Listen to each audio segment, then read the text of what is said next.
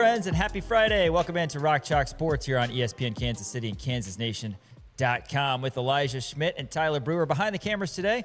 My co-host today is Daniel Courtwright. Hello. I am Sean Kellerman. Thanks for joining us, as always, here on ESPN Kansas City, live on Facebook, live on YouTube, and at KansasNation.com. You said that weird. I'm your co-host every day. You're my co-host today. Yeah. Every day. And you know what? Thanks for coming on with me. Oh, you're welcome. Wouldn't miss it for the world. Yes. Next week I'll be gone, so enjoy that. Right. We have a full show as always. It's packed this time of year. Baseball is back though. We have a whole rundown. We don't have a ton of baseball stuff, but maybe we should at least be happy about that. The Mets beat the Phillies last night 4-1 in the awkward only game. I don't know why they did that. We've talked about this, but yeah, they also don't play today. So it's like, why wouldn't you just give them push the it extra back? day? I don't know. It is weird. Again, I mean, the Phillies didn't have to travel. Like they were. I mean, at least the Phillies that were in the All-Star game, like Schwarber and Harper and Sanchez and all those guys. But still, it is weird. Strange day.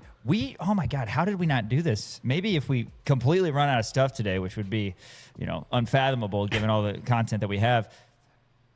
Top 10 things you would do if you were an MLB player on your All-Star break. Ooh, isn't that good? Yeah. Because it's not a long enough time to go to Cancun or go on an it's an extended awkward trip. amount of time. Yeah, no, I agree. I mean, it's not like those guys can. I mean, they can just hop on a plane whenever they want, though. Yeah, I know. But, I mean, if you're going to go, if I'm going to Mexico or Hawaii or something, you want an extended. If it's Sunday night and you don't play until Friday, then that's probably worth it. Yeah, but that's what the winter. If you're an all-star, that's See, but that's the thing. That's what the winter's for. If you're an MLB player, you're going to go to Cancun in December, right? Because you can, right? But if it's June, you might go maybe to the Great White North, go to Canada or Iceland or somewhere you can't go in the winter. When I was doing play-by-play for the Wisconsin Woodchucks, shout out, by the way. Sure. They're now the Wausau Woodchucks, which is the city that I lived with the host family. Shout out, Bob and Kathy. Shout out, Bob and Kathy. By the way, once my parents came up to visit and they brought them what was then Oklahoma Joe's ribs. Oh, yeah. And I remember Bob, who was probably 65 at the time, looking at me like he couldn't believe how good it was. He's seen colors for the first time. Yeah, he didn't use any of the sauce, and he was like, no, it's too good. I don't need the sauce. I'm a sauce guy, so I lather my ribs in sauce. But no, couldn't believe how good the Kansas City barbecue was. Anyway, I say that because there was a little 3-day All-Star break then, and it's not 162 games. It's 70-something, and I'm not playing. I was just broadcasting the games. But still, you're circling those dates on your calendar. Oh, for sure. Because you got 45 straight days of doing something, and I think I've told you this before, but my brother was living in Appleton, Wisconsin at the time, and his college roommate, Mike Keys, was living in Chicago, and it happened to be that the Royals were facing the White Sox. Oh, those days during the All-Star break. Yeah, and we went to a night game and then a day game. Nice. Story gets better from here. The Royals were 48-50 during that 2-game stretch. The point of this story that I was saying is that there was a All-Star break that I really looked forward to. Was this in 2016? 14. 14. Oh, wow. Okay. 2014. So the All-Star break, it was so excited because I was like, oh my God, I have 3 days where I can kind of get out of Wausau, Wisconsin and go and not have to do this and just kind of enjoy it, and worked out to where I could meet up with Andrew and Mike and Andrew's wife, Kristen. And we went to the Royals games. I was like, this is perfect because it wasn't enough time for me to drive home to Kansas, but it was enough time in 2 or 3 days to drive somewhere else. So went to Chicago. And I remember Royals were 48-50. Bruce Chin was on the mound for the Royals. And the Royals won the night game, and then they won the day game, and they were 50-50. Didn't fall under 500 the rest of the year. Oh, man. And eventually clinched a playoff spot, first time in 29 years. Went to the World Series. Yeah. So that was really cool, but that was the point of that story.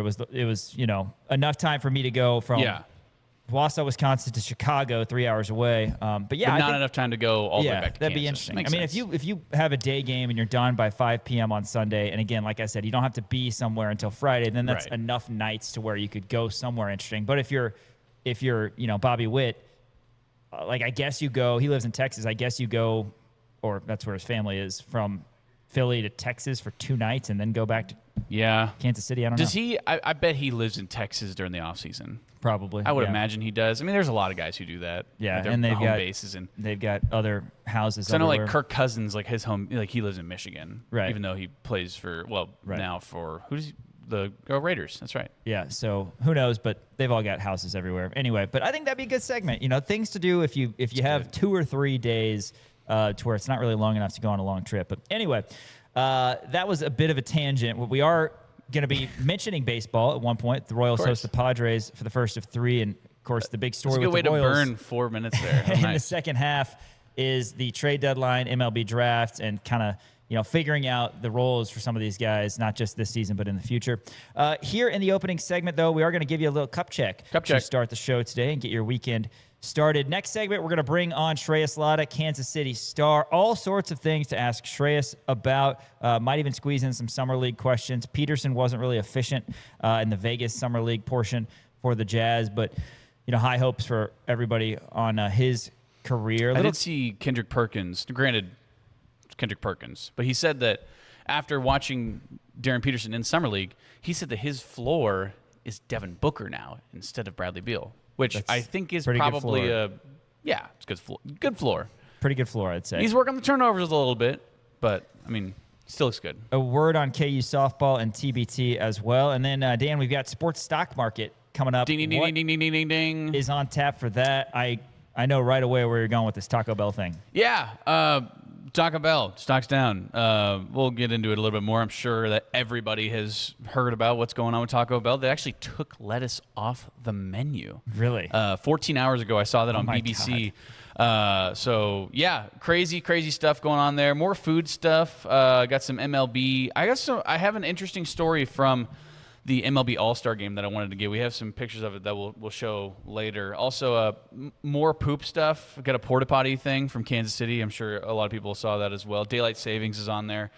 A lot of good stuff here in sports stock market. Ding, ding, ding, ding, ding, ding. Do you want to put all ding. the poop things together, or do you want to spread out the poop? Usually, I like to spread out my poops. Oh, are you talking about for the segment? The segment. Oh, yeah, we can put it together. That's fine. After sports stock market, got some NFL Chiefs talk we want to get into. I saw an article that didn't make me angry, but I thought was a little bit inaccurate that I'll bring up. And Dan also wants to get into the NFL top 100. And then shout out to stock's way down on Lamar Jackson. Is that so? Slid 67 spots. Oh my God! Wow. He was number 2, 6, 7. He was number 2 last year. Now he's number 69. Nice. How about that? We finished up our KU football opponent outlook segments yesterday looking at Oklahoma State. So now what we're going to do is we're going to head to the Rocky Mountains, and we are going to take a look at the Chiefs' Week 1 opponent. Deep in the heart of the Rocky Mountains? Broncos, as the Broncos are out to prove. I'm sure that last year was not a fluke when I think we all think that it was. But, they've got some good position groups, that's fair to say. They got really good offensive line. They got really good linebackers. And, Bo Nix, what's his health status? I think he is healthy. He broke his ankle, didn't he, or foot? That was pretty or something? legit. Even though he's a Broncos player, he broke his ankle, right? Yeah, and then I think it was his stayed ankle. in. Yeah, it was crazy. Well, he broke his ankle on a weird it was a clock burning play too. It wasn't even anything crazy, but then he just kind of popped up, ran back, and ran a play. Is really, really interesting. And then you had Jarrett Stidham playing the AFC Championship game, which is unfortunate. But yeah, I would assume he's healthy. Everything that I've heard that is, he's healthy. That's not a super long recovery time. Hell, if Patrick Mahomes is going to be healthy, Bo Nix better be healthy. Yeah, if you're talking, hopefully everybody's out there. We don't need to see the Patriots, Broncos. Those are not teams that should be in the AFC Championship. No. The Chiefs, I hope, are. Man, Patriots, I am going to be Broncos so excited. It's 2015. It's going to be nice because you have the Thursday kickoff game, right? I don't remember who it is. Is it Cowboys, Eagles, or somebody? Yes. But then you have the full slate on Sunday. This is the first week of the NFL I'm talking about, and then Monday night is the Chiefs. Man, I just absolute elation when kickoff happens. That Monday night, man, you know what I'm going to do? What's that? I might be over at Johnny's having a beer. So as of right now, there are 2 more Thursdays until there is no more, or until there's football. Is the Hall of Fame game on a Thursday? The Hall of Fame game is Thursday, August 6th. 2 more Thursdays. Can you believe that? Because you have... That's right. It's Wednesday. Wednesday, September 9th. Seahawks, Patriots. And then Thursday, September 10th, Niners, Rams. I'm talking regular season. I don't want to. Okay, I don't want to. I don't want to put out. What is this Hall of Fame game erasure? You tried to do this yesterday too. The Hall of Fame game is regular season National Football League. Seahawks, Patriots. Wednesday, the 9th of September, and then Thursday, September 10th in Australia. Niners, Rams. Then Sunday, you've got a full slate. Cowboys, Giants. Then Monday. I mean, it's hard to argue. Like, I know people complain about weeknight NFL. Like, whatever. I don't have any problem with it. Give me games on days. I don't care what days they are. I agree. But yeah, Broncos Chiefs, man. Like, what are you going to be doing at 7:15 on September 14th when Harrison Butker tees up that bowl? Well, I'll tell you what I'm going to be doing. I'm going to sit my ass down on my couch and with a handful of buffalo wings and a beer in my hand. Yeah, you just got you that Bud Zero. That'd be perfect. That's right. Yeah, the Bud Zero will work great for that. I don't know. I'm kind of leaning toward going to Johnny's, man. I'm not going to lie. Think so? Shout out to the good people over there. Yeah. Johnny's Tavern in West Lawrence. It's a great local sports bar. One of 14 locations from Raymore to Wichita. Raymore to Wichita. Yeah. All right. Well, I feel bad. We've gone almost 10 minutes. I haven't given you your cup check yet. So let's get into that. Cup check. Third place game is tomorrow, and then Sunday is the championship. First of all, Argentina. Dan, you and I talked about this yesterday as we focus on the Sunday championship first. Argentina has been dead in the water twice. They were down to England in the second half earlier this week, somehow got 2 late goals. England falls apart. Spoiler alert, Dan, it's not coming home. And then earlier, Argentina was down against Egypt. We were watching that game here in the Kansas Nation studio, and it looked like it was over. But they have found a way to get it done. Messi didn't score, but had both assists in Argentina's win over England. They're going to take on Spain, and the person that Messi bathed at one point, Lamine Yamal, trying to win the World Cup at the age of 19. And, of course, Mikel Oyarzabal has had a great World Cup as well. Spain loaded. They were the slight favorites before the Cup started to win the whole thing over France. A nice 2-0 win over France. Just kind of what are your thoughts on this?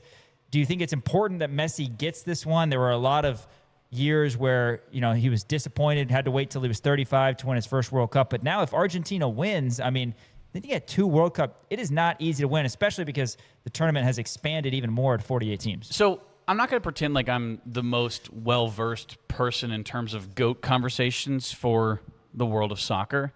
But I feel like for a long time in soccer, it was a 2-horse race. Messi, Ronaldo. And you had the old heads saying, oh, Pele, oh, I think Pele was pretty good. Yeah, he was good. Of course he was. But different era, right? I mean, that's like people saying, like, oh, Bill Russell. It's like, well, okay. New era. Let's take it. New era. We here. New era. I don't think Messi has anything else to prove. I think it's pretty cut and dry right now, especially because of all the moves that Ronaldo has done. He's playing in, wherever it is, Saudi Arabia. He played for Juventus for a little bit, and he was okay over there. But Messi has continued his dominance, whereas Ronaldo, I understand he's a couple of years older than Messi, but I think that Messi has kind of lengthened the gap a little bit, especially after winning the World Cup in 2022, whereas Messi doesn't need to prove that anymore. Cristiano Ronaldo has 11 total goals in all of his World Cups. He's the only player to ever score in 6 World Cups, but he has not been a dominant performer in World Cups the way that Lionel Messi has been, right? He has nothing else to prove. I don't think it's that important for him to. Obviously, it's going to be important for Argentina to win, and Messi obviously wants to win, right? But in terms of like legacy, in terms of agendas and different things, when you talk about Messi in the stratosphere of greatest players of all time, he's already there. He doesn't need it. If he does, it's going to be another tack on his resume, right? I mean, sure, it's kind of like Tom Brady winning with the Buccaneers. I'll give you that. Right, like that's kind of what it is. Like Tom Brady didn't need to do that, but he did it, and it's a nice little, like tack on the resume. And also, like that's what I'm going to compare this to. It's like the old head. It's not a new team. He's obviously Team Argentina, but going off against the young up and comer, which back in Super Bowl 55 was Patrick Mahomes, right? Patrick Mahomes already won the year before, and so that's when I'm terrible at keeping my Super Bowl straight. I don't know why. I don't know if it's just because of the Roman numerals. So I think that's what it is too. Because Chiefs won 54, the years are different. 57 and 58. Okay, because the years are confusing too, because the season is before the calendar. Oh, I know. Yeah, over. it's the lab. It's the. I'm just bad at it, but 54. No, 54 that's not right. 54 Chiefs won. 54 was Liv, and then Yeah. LVII, LVII. Yes. Yes. Okay. So those are the ones that. Anyway, so you are talking 55. So that's what I'm going to compare this to right now. Is that this is Messi's chance to, because if there's ever going to be a conversation for Lamine Yamal later, this is going to be the, hey, Messi got him. Yeah. Messi got him, and Messi was old, right? That's really the main argument that you have whenever you're talking Tom Brady and Patrick Mahomes. Like, we truly think that Patrick Mahomes is the best quarterback of all time. But there's a very good argument to be like, well, they played in Super Bowl. Tom Brady was 41 years old, and he wound up beating him. Like, you've had a ton of absolutely terrible takes and comparisons since we've been doing this show. That was not one of them. Thank you. I think that is relatively accurate for people who don't, watch soccer a ton like us. We lock in for the World Cup and the Olympics, of course. But, yeah, I mean, because as Chiefs fans, we're going to protect Mahomes. We're going to say, okay, well, he was young, and we're also going to point to other obvious things that went wrong offensive in that line game, is like terrible. the offensive line, that sort of thing. Defense but is it's terrible. going to be annoying, just as if Yamal becomes an all-time great and loses this. It's going to be annoying because Messi's going to move on and not play. Yeah. Like, I doubt Messi plays in the World Cup in 4 years, especially if Argentina wins. Right. I mean, he'll be 43 the next World Cup anyway. Yeah, no way. But this will be the one, as people are going to use against Mahomes. Yeah. They're going to say, oh, well, yeah, he couldn't beat Tom. Yeah, And, they went head-to-head, and Messi wound up beating him, so that's why he's even if Lamine Yamal winds up having a Hall of Fame, I don't know, I guess there is a Hall of Fame, but like a greatest of all time, like caliber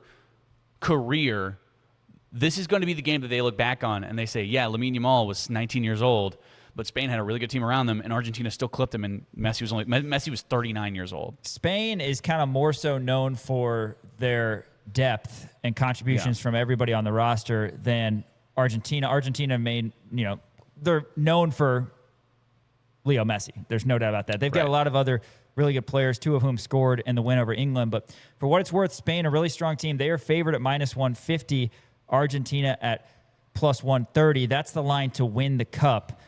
Money line, as in the 90-minute money line, Spain's +125, Argentina's +255, and a draw is +200. But again, to win the cup, Spain -150, Argentina +130. What do you think happens before we talk England, France? Okay, so the lines on this game, you said -150 and +130. I think Spain gets them. I really do, and I think it's solely because of the depth that they have, right? And granted, it's really hard to bet against Argentina because, like you said, twice they were completely dead against Egypt, completely dead against England, and they managed to come back and win those games. So it's really hard for me to kind of say, well, yeah, no, I think Spain's for sure going to go. But also at the same time, like, the depth is there, and Spain from the get-go has been the favorite. I think Spain clips them, and I think Spain wins their first World Cup since 2010. After group play, I said I like Spain to win this because I felt like they hadn't played their best soccer. We saw it. I mean, we were here watching the Cape Verde game, and Spain couldn't score, which was shocking. Yeah. And then Cape Verde also got a chance to face Argentina. Shout out to them, by the way. They get to face both of those countries. But, yeah, I felt like Spain hadn't played their best soccer, and they put it all together here since bracket play started, particularly last time out against France. I also like Spain -150. That'll be Sunday. And then tomorrow, 4 o'clock, team to finish third. It's France and England. Of course, Mbappe looking to add to his already impressive number of goals scored in the World Cup. France is -215, and England is +170. Both teams are crushed. Again, this is kind of strange and not something we're used to as sports fans because you're used to, in the sports that we follow closer, when you're done, you're done. But in this case, you kind of peel yourself off the pitch and get back out there. Who do you like to take third? I think France. I don't know. I think France is going to be very upset. I think both of these teams are going to be very upset, right? Because France went out, completely laid an egg against Spain, right? So Kylian Mbappe, like all the members of France, they're just going to be pissed off. They don't want to be playing in this third-place game. Where England probably kind of the same thing, right? I mean, they're really upset that they essentially blew it against Argentina. So this game could go one of two ways. Both teams could absolutely lay down and just not care about this third place game, or both teams are going to come out with a chip on their shoulder. And I think France is more likely to do that, right? Very unlike France, because usually we all make fun of them for waving the white flag and being, surrendering or whatever. I think France is more likely to have that chip on their shoulder and come out and win this game. I know it's at minus 215. I know everybody likes France. France is honestly the better team, right? Jude Bellingham is a really nice player. Harry Kane is really good as well. He's getting a little up there in age, but Kylian Mbappe, I mean, he's still in his prime right now. I think Kylian Mbappe has 2 goals in this game, and France winds up winning this one 2-0.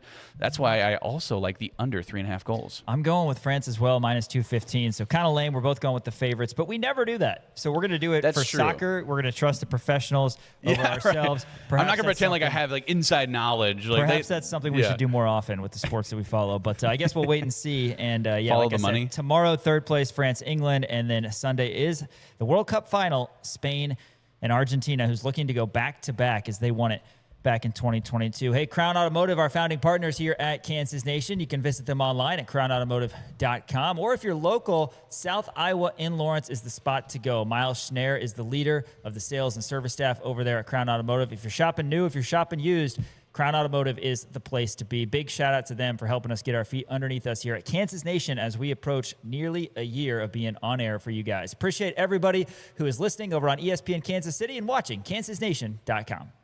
Yo, this is Paul Pierce, and you're watching Kansas Nation.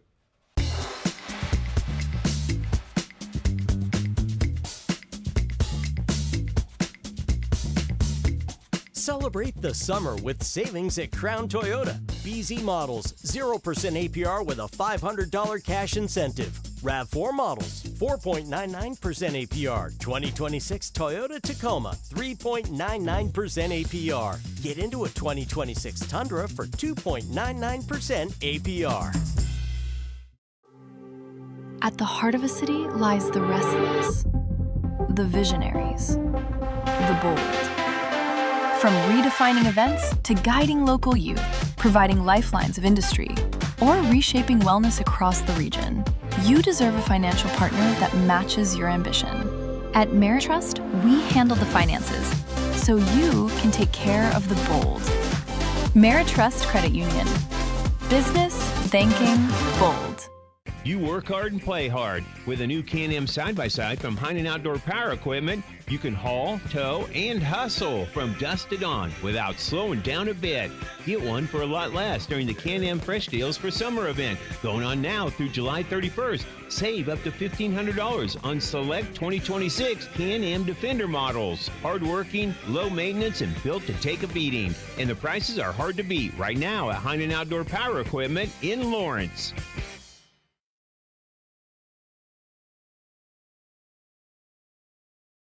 Pool, spa, and patio sale at Family Leisure. Pool starting at $19.99. Buy now, swim this summer. Spa starting at $34.99. Swim spa starting at $16,999. 0% interest until 2030 on select items. Adirondack chairs only $199. 5-piece dining set only $8.99. Wicker dining sectional now only $19.99. Make memories this summer. Pool, spa, and patio sale going on now at Family Leisure.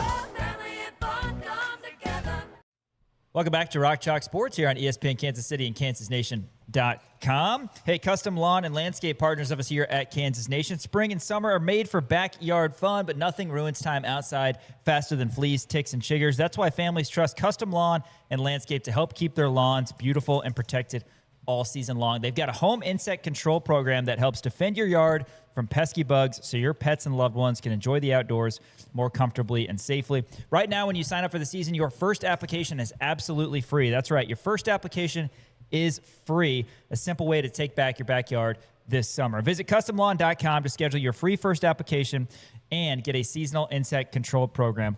Custom Lawn and Landscape, helping you love your lawn without the bugs. All right. Let's bring on Shreyas Laddha, Kansas City Star, Kansas City Sports Network here in studio. Shreyas, you're always so kind with your time. Thanks for coming in. Busy time, of course. We are excited for the games to start. Got a lot of auxiliary things to talk about with NBA Summer League, the basketball tournament, that sort of thing. I guess let's start with the perspective news for Kansas basketball, which is the 7-foot Serbian, Mihajlo Musakic, according to some sources, committing to Kansas if deemed eligible by the NCAA. What do you think of him as a player? And I guess, what do you think it says that KU is, whether it's Musicic or eventually somebody else, still actively looking for a big? Yeah, I think when I watched this tape, I was pretty impressed. I mean, he's the Wemby stopper, right, guys? I mean, you watched the tape that Derek Jones put out there. But look, I think for a guy that would be the 14th addition on the roster, that's a great pickup. I like him. I think he'd be a rotation big for Kansas next year if he gets cleared academically and eligible. And obviously that's the big question is, will he be cleared? Because he's 24 years old. In the new rules, he's not going to be able to play college basketball, but they're allowed to apply the old rules. And I think that's why Kansas feels good about enough to kind of secretly sign him, as reports have said. But I think he's a nice addition. I feel like it says the big man competition is, they felt like they probably needed a little more depth, especially because Christian Reeves is still out and not going to be participating in full court activities, I think, till October, Bill said. So I know Paul has had a pretty good summer, I've heard, and they've been really impressed with his coming back. I think he's lost 5 pounds, but he looks significantly in more shape. His manager told me the assistants were really happy with him, and his game kind of improved. But look, whoever the big man is for Kansas next year, they're probably not going to be as good as Flory was last year on the offensive end. And the question is, can they do the dirty work? Can they get the rebounds? Can they defend the rim? And can they get 6 to 10 points a game on lobs? If whoever can do that best is probably going to win the starting 5 position for this team. Yeah, I mean, it certainly makes sense. And, just to further expand on the depth of the 5 spot, right? You have Paul Mbia, and he's the only healthy person you have as of right now at the 5 spot. Now, I've brought this up a number of different times, and I know it's probably not what you want to do, but Keanu Dawes played the 5 at Utah. Now, granted, it's because he had to. But, I mean, do you think that's something that Kansas could potentially utilize? Like, just hypothetically, if Kansas doesn't land another big guy, is Keanu Dawes essentially going to be that other rotational big, and they might go small ball a little bit, move Tyron Stokes to the 4 spot, or even throw in Davion Adkins because we're hearing some good stuff about him? I would be surprised if they do a little small ball with Keanu Dawes at different points this season with him at the 5. I think Davion Adkins would probably get a little bit more amplification of minutes, assuming that whoever is the starter, the backup would be either Mbia or Reeves, depending on how it shakes out. I think Bill said, as of right now, Reeves is the starter. I could be wrong on some radio stuff or something. I might be missing something. But, I mean, there's so much time before the season starts, November. I still think my dark horse, I think, is Paul's going to win that job. Okay. That's where I'm staking my claim. Maybe I become a Paul and be a truther, but I just don't really think Christian Reeves is anything spectacular. The tape I've watched, the numbers, they're fine. Well, history tells us, I mean, Bill Self loves his own guys too, right? Yes. I mean, you look at the KJ Adams and guys he recruited out of high school, like he's more prone to, I guess, playing them. 100%. And in Paul's case, I think he's made some vast improvements in his body and physique and athleticism. And I've heard he's looked well, but I have no idea because we're not there watching the practices or seeing the games. We have to see it in action. But, I think Keanu Dawes at 5 is absolutely going to happen. We're going to have to see them play small ball at different points this upcoming season because there's going to be a lot of different lineups that they're going to face in the Big 12 tournament and in the Big 12 conference play. You want to be prepared for all of those. And, I mean, I'd watch some Keanu Dawes, small ball 5, and Tyron Stokes 4. That'd be fun. Yeah, it could be, especially against, you've got 15 teams in the Big 12 you're going to face. Some of those teams aren't going to be strong up front. So from a matchup standpoint, you got to like that. Think how many playmakers you can have out there if that's the case, because Dawes is a really, really athletic 5. We hope that Paul can become, he's obviously a great athlete, but, Dawes has a little bit more bounce to him from everything we've seen. And Stokes, obviously, crazy good athlete, and we like our guards a lot. But, there's going to be 3 or 4 teams in the Big 12 that you maybe don't necessarily need to have a prototypical 5. So we can see that small ball lineup a lot. Shreyas Laddha, Kansas City Star, joining us. I wanted to ask you about one more depth thing on the KU basketball roster, something related to what we saw late in the summer last year. KU at the point guard spot. Nobody's been talking about that at all. KU has Tay Kenny, and they've got Leroy Blyden, who we've spoken about plenty. But I mean, from a depth perspective, who else do you have after that? I mean, Stokes is a guy who can bring it up the court, and who knows, maybe DPJ, if you will, is the type of guy that can have it. But Kenny and Blyden are going to be out there together a lot too. Does Kansas look to add another depth piece in terms of a ball handler? Or, I mean, do you think that that's a shallow position group right now? I think so much of it's dependent on how the ball handling is split up, right? We're going to see Stokes bring it up at different points. We're going to see Kenny bring it up. And Parker Jr. has told me, he told me in May that he was learning how to be a better point guard, be a point guard, handle the ball better, because he was like, that's kind of, what I want to get better at. So it seems like the coaching staff might have told him, hey, you might have the ball in your hands and you're the backup point guard at points this season. Because if you think about it, maybe Parker is the backup and then Cole was the backup shooting guard, and you go from there, right? But I wouldn't be surprised if we see some Leroy Blyden at point. I think we're going to see a shared responsibility for the ball. Obviously, I think Kenny's going to start, but I don't think he's going to always have the ball in his hands bringing it up. I just think there's going to be some moments where Blyden will bring it up or Stokes will bring it up. And I wouldn't be surprised if they put Parker, but I don't think they need another point guard. I think they have enough capable ball handlers. Now, playmaking outside of Kenny and Stokes, that's a question mark. But I need to see how Blyden and Parker look as if they're the guys bringing it up. Can they look and find the right guys to set up and let plays kind of play out, versus are they just looking for their own shot? Because they are two offensive engines that are really good at shooting and scoring the ball. Shreyas Laddha from the Kansas City Star joins the show here in the Kansas Nation studios. And you brought something up. You kind of blew past it, but it caught my ear. See, Cole Rosario probably going to be that backup two, essentially, or backup shooting guard, I guess, if you will. I guess when you look at Cole Rosario and what he was able to do last year, obviously starting off the year, and then the minutes certainly waned for him. I mean, do you think he's going to be able to take that step up and be one of those starters? Or are you looking at him more as a rotational guy? I think it depends on the biggest question mark we had coming in after last year. Can he shoot the three ball or not? Sure. If you can shoot the three ball, I could absolutely see a scenario where Cole Rosario beats out Leroy Blyden. He's a lengthy shooting guard that can play defense, has great bounce, can rebound the ball. He has a lot more pluses, I think, overall than Leroy Blyden does. I think Blyden is a little more of a one-dimensional player. Not that he's bad on defense. I think he's a pretty good defender. He can get some steals. But he's short, and even though he's now 6'3", a guy who's 6'3", and then you have a 6'1" guard or 6'2" guard, if Cole Rosario looks good alongside Kenny and his shooting is for real, he started last year, I wouldn't be surprised if he wins the starting role and Leroy is playing platoon minutes.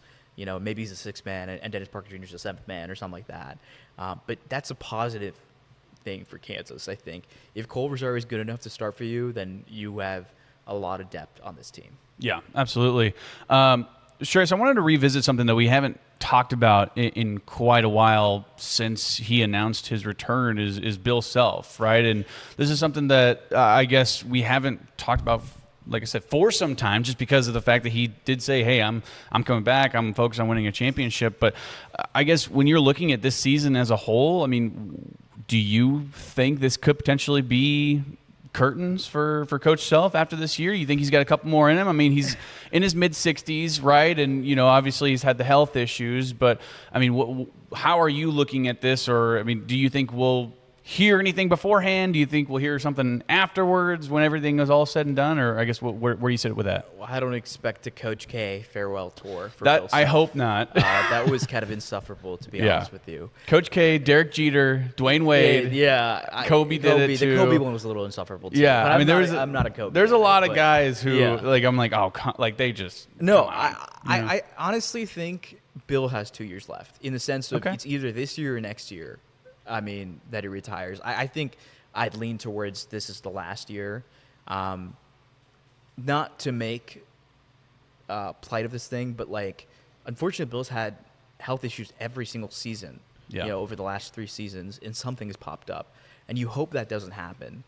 But also on top of that, I think this team is going to test him in some ways with some of the guys on the team.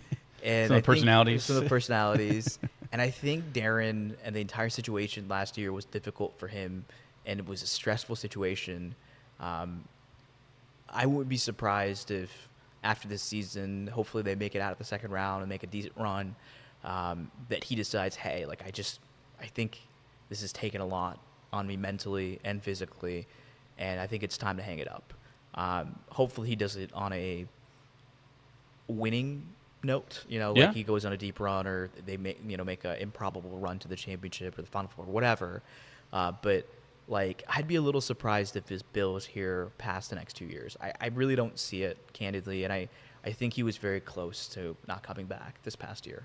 I'm hoping whenever Coach decides to hang him up that he at least is similar to Coach K in his retirement in terms of hanging around the program. I mean, everybody would love that if he is some sort of, advisor. Advisor to somebody. I mean, you're going to want him in those doors. So we'll see on that front. But yeah, hopefully. That's the only way I want him to be like Coach K. Oh, my God. Well, yeah.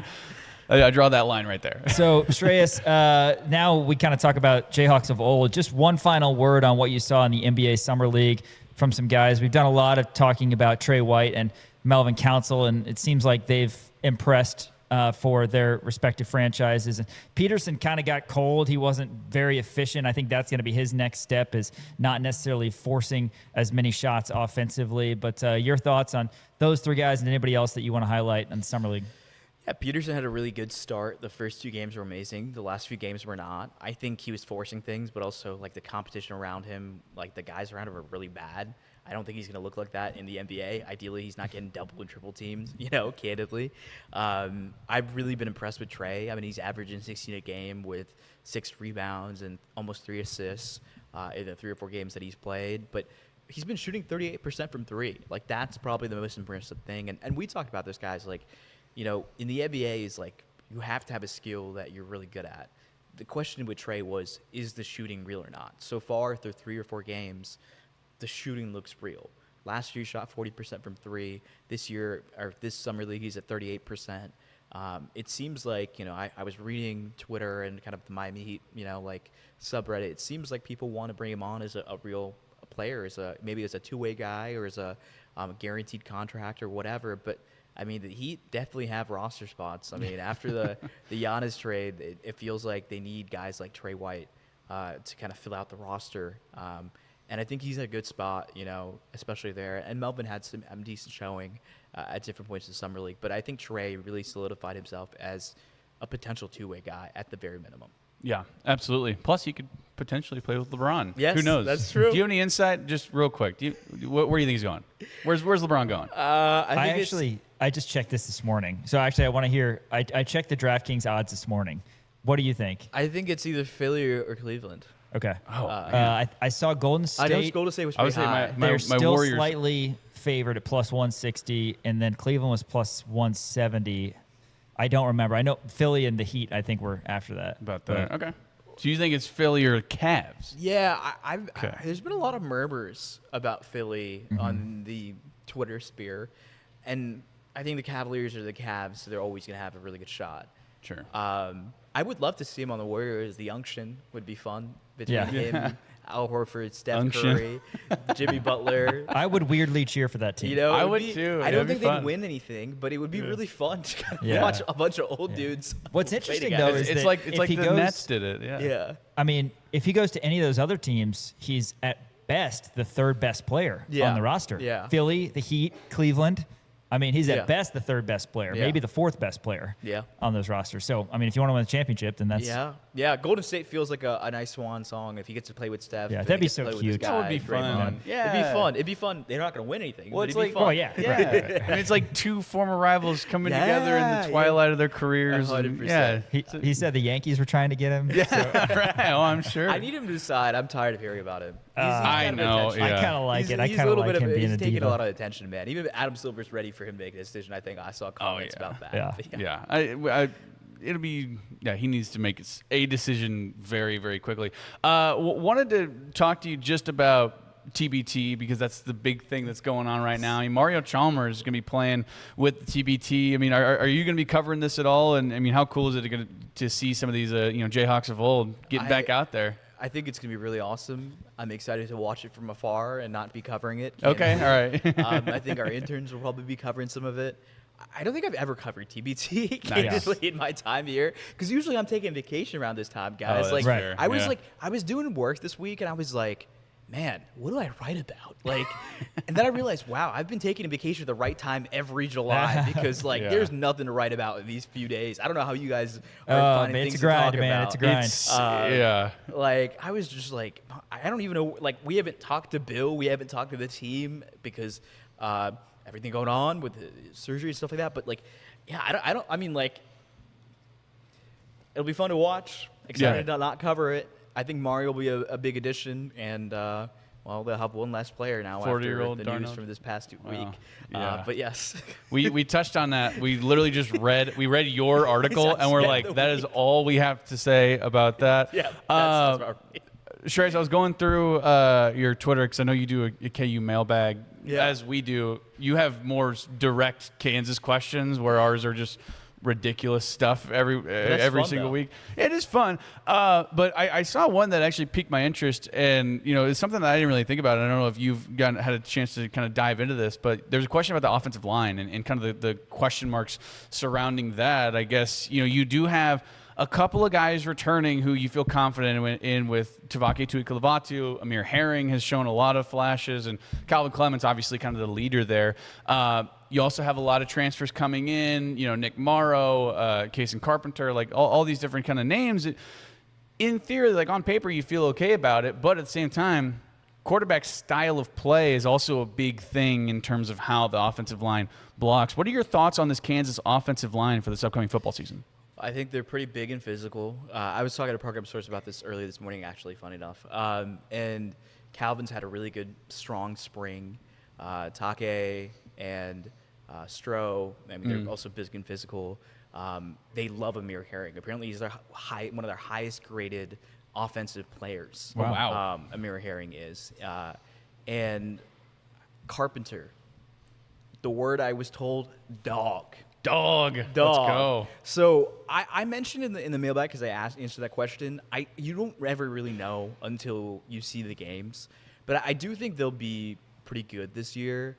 But it's going to be some growing pains. You have a young quarterback at helm, whether it's Cole Ballard or Isaiah Marshall, inexperienced. There's going to be times where they're going to run into sacks. There's going to be times where they mess up protection or whatever. But they have some experience in the transfers they brought in. They're pretty big. If Calvin can play better than last year, I think that's huge. And he's had a good spring, and I think there's a lot of high expectations for him. But, I think so much of how good or bad they look is going to be dependent on, can the quarterback get rid of the ball in a timely manner? And can Andy Kotelnicki buy the quarterback some time if the offensive line needs some time to gel? Yeah. Well, last thing for you. We talked so much about the quarterback, but I want to ask about that running back room, because last year I felt like really until, and some of this was health related, but really until that last game where Kansas ran all over Utah, we didn't really get to see the best version of the Hishaw Williams backfield that we wanted. But I think this backfield's even better this upcoming season, because you've got Edwards and Willis and Dupree, people are really high on. Do you think, taking into account the Kotelnicki factor as well, that the KU run game is going to help out the quarterbacks even more so than it did last year? Because we know how big of a loss Devin Neal was, and you got to have that complementary football to have success. I think the key to 6 wings lies on the back of the running backs. Okay. I think Dylan Edwards is going to have a great year. I think Yasin Willis is going to have a good year overall. And I think Corey Amatari and some of the other guys are going to have to give some nice complementary change of pace backs. Lance talked about it at Big 12 Media Days. They have to play their top offensive players less snaps. So we might see some of the running backs that maybe we didn't expect to see as much more this year. I think Dylan Edwards has got to have a Devin Neal type season. I think Yasin's got to be like prime Brandon McAnderson. Yeah, probably. Yeah. I don't know how you guys feel about it. I mean, we talked about this last week on the team, but like I feel like we're going to have some really up and down games of quarterback play, and the running game has got to set them up for success, I think, alongside the tight ends. Those two groups, to me, are really underrated on the offensive. I don't know if they're underrated. I feel honestly they're just rated. But, they're really important to, I think, where this KU team is looking at. Because, like I said, guys, like, getting to 6 wins is going to be a challenge this year. Because I really have no idea how either quarterback's going to look. And my expectations are not super high for either of them, whoever it is, whether it's Cole Ballard or Isaiah Marshall. So Dylan Edwards and Yasin Willis are going to have pretty good years.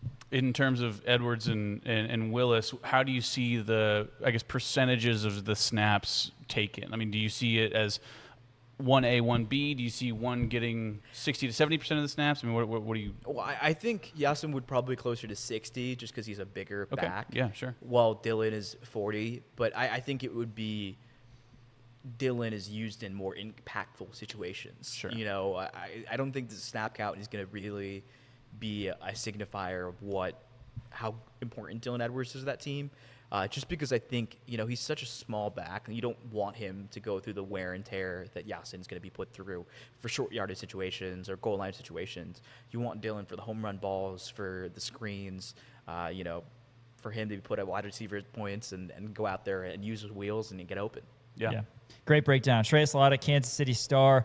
There's not a lot to write about, like you said, not a ton for us to talk about in these weeks, but fall camp will be here very soon. Excited to see you over at the press conferences, and then we start rolling, man. Then it's like 7 months of go for football and basketball. But always appreciate you, even in the offseason, taking time to come over here, my man. We'll see you soon. Absolutely. Always fun hopping on with you guys. Yeah, Shreyas Laddha. Check out all of his work, Kansas City Star, also on the Pay Heat podcast on the Kansas City Sports Network with Nick Springer. All right, we're going to roll on Rock Chalk Sports after this. A little KU softball news and much more. We've got Sports Stock Market coming up a little bit later. Thanks for listening on ESPN Kansas City and watching KansasNation.com.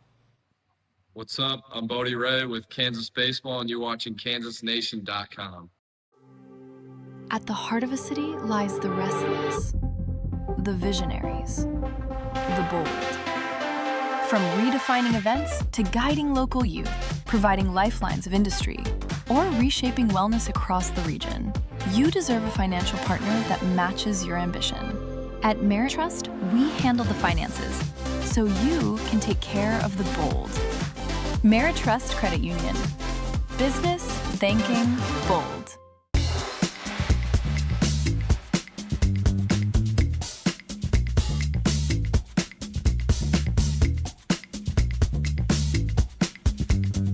Get 0.9% APR or a $3,500 customer bonus on 2026 Atlas models. 2026 Atlas Cross Sport 3.9% APR or $3,500 customer bonus. 26 Tiguan models now 1.9% APR or a $2,500 customer bonus. KU and K-State bring their bitter basketball rivalry to the basketball tournament in Topeka this summer. Kansas alumni team Jayhawks Hoops, led by Frank Mason III and Marcus Garrett, take on K-State alumni team Purple Rain, starring Michael Beasley and Xavier Sneed. Catch the action at Lee Arena in Topeka, July 22nd, as the Big 12 foes duke it out on the road to TBT's $2 million grand prize. Don't miss the chance to check out and support your favorite former Jayhawks in just a few weeks. Get your tickets now at tbthoops.com. Pool, spa, and patio sale at Family Leisure. Pool starting at $19.99. Buy now, swim this summer. Spa starting at $34.99. Swim spa starting at $16,999. 0% interest until 2030 on select items. Adirondack chairs only $199. 5-piece dining set only $8.99. Wicker dining sectional now only $19.99. Make memories this summer. Pool, spa, and patio sale going on now at Family Leisure.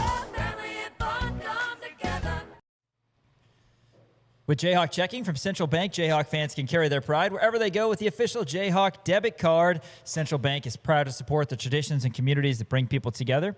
As the proud community banking partner of the University of Kansas, Central Bank is committed to serving Jayhawk fans with banking options designed for real life, on campus, at work, and everywhere in between. Learn more about Jayhawk Checking and the exclusive debit card at jayhawkchecking.com. Jayhawkchecking.com, Central Bank, the proud community banking partner of the University of Kansas. Member FDIC. Have some KU softball news that we want to pass along. We keep you up to date on basically everything that goes on in the world of KU. But first, I want to plug an event tomorrow that's going to be really cool over at the Kansas Football Indoor Complex from 3 to 5 for kids ages 1st grade through 8th grade. It's our partnership with The Good Game. It's the Meet the Team Tour with Kansas football. They've done this in the past few months with KU baseball and KU basketball as well. And we have some staff members who are going to be in attendance, including Daniel Courtwright. He will be there, and he will be getting exclusive interviews, photos, quick hits, whatever you need on our socials at the Kansas Nation, Twitter, TikTok, Instagram, Kansas Nation on Facebook. I bet you're looking forward to that. Should be fun to connect with this new group of Jayhawks. Yeah, man, I can't wait. I'm just glad it's going to be inside. It's going to be at the indoor facility, so it's going to be nice and air-conditioned. But, yeah, it's going to be a lot of fun catching up with all these guys. I mean, we've been talking KU football throughout the entirety of this offseason, so it'll be great to kind of get them face-to-face. And, hopefully I'll get some really awesome interviews for all of our social media hits and all of this different kind of stuff like that. So be sure to be on the lookout for that. And you can still sign up right now at the Good Game. Check out our Facebook, our Instagram, Twitter, wherever, because I've posted about it. Kansas Athletics posted about it. There's still time to sign up. It's going to be tomorrow from 3 to 5 out at the indoor practice facility. Should be a ton of fun. Ages, not ages, I guess. Grades 1st through 8th grade for boys and girls. You can sign up. A lot of fun games, different drills, and you just get to meet all the guys. I mean, how cool of an experience is that? It's only $50. I mean, that's a heck of a deal. So be sure to get out there to the indoor practice facility. Sign up at thegoodgame.com. Should be a ton of fun. I'm going to be out there. Jimmy Kaufman's going to be out there, and I have a big 810 sign behind me. Tyler Brewer's going to be out there with me as well. So be sure to swing by, come say hi. I love it. Yeah, no, we're excited for that. And again, if you can't come by, if you can't sign up your kid, if your kid doesn't fit in the age range, then still check us out on socials, and you'll get a kind of taste of the experience. Dan, KU softball coming off a fantastic season in which they reached the postseason for the first time since 2015 under 8th-year head coach Jennifer McFall, is now going into year 9. We know that they've got a lot of talent that they've got to replace. Some talent coming back, but a lot of seniors who lost their eligibility, of course. 3 new transfers for KU softball to be excited about. 4, actually. You got 4 new transfers coming in. One of them is a graduate. This is really exciting stuff. All of them are utility infielders, can kind of play anywhere in the infield. Probably the one that highlights it is going to be Grace Thompson coming over from Ole Miss. She played 4 years at Ole Miss. Graduated from Ole Miss, now is coming to Kansas. She batted .222 last year, 72 at-bats, 9 runs, 16 hits, 12 RBIs, 2 home runs, 4 doubles during last year. She hit a career high 294 batting average back in 2025, 17 at-bats. She started 14 games for the Rebels back in 2025. But, yeah, last year, like I said, batted .222. She has appeared in 63 games for the Rebels, but a really nice left-handed hitter in Grace Thompson as well. Really nice infielder, too. Also getting Sienna Mayer from North Texas. Interesting pickup here. 25 games for the Mean Green, 40 at-bats. She batted .350, 15 hits, 10 runs, and 3 RBIs. Also 97.1 fielding percentage with 21 putouts and 13 assists. So really impressive stuff on the defensive end for Sienna Mayer from North Texas. Going to be really exciting to see how she's going to be able to slot in. Plus, that was her freshman year, right? So she's going to be coming in as a sophomore. Got a long career ahead of her here at Kansas. Also bringing in Jasmine Ramirez, also going to be a sophomore this year. She comes over from Utah State. Last year, she batted .313, 47 hits at 150 at-bats, 22 runs, 21 RBIs, 22 doubles, and 5 home runs. Also 98.6% fielding percentage, 209 putouts, 73 assists on the season. She had multiple hit performances against Hawaii, San Jose, and Colorado State, including a 4 RBI outing against Colorado State as well. So really impressive stuff from Jasmine Ramirez. And then the last one is Timber Hensley. She comes over from Texas Tech, and as you know, Texas Tech, a very good softball program. She goes there. She comes over from Kansas after her freshman year. Only appeared in 7 games, mainly as a pinch runner.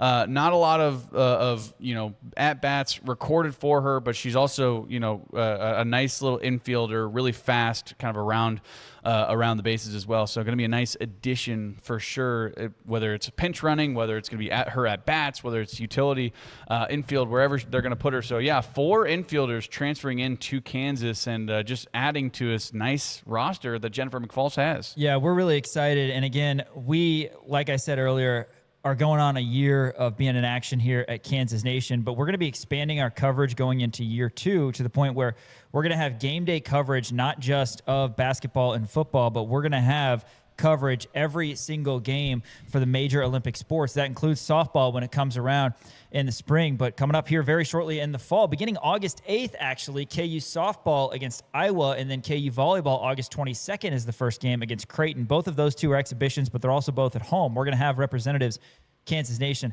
out there. But yeah, this KU softball team losing some really good players like Presley Limbaugh, like Campbell Bagshaw. It was really fun. I've said this before when we were doing a little cup check earlier, but we watched KU softball in the postseason here at the Kansas Nation studio too, and it's easy to get into. We're very, very proud. And again, the ascent of all of the athletic programs in the past 2-3 years has been unbelievable.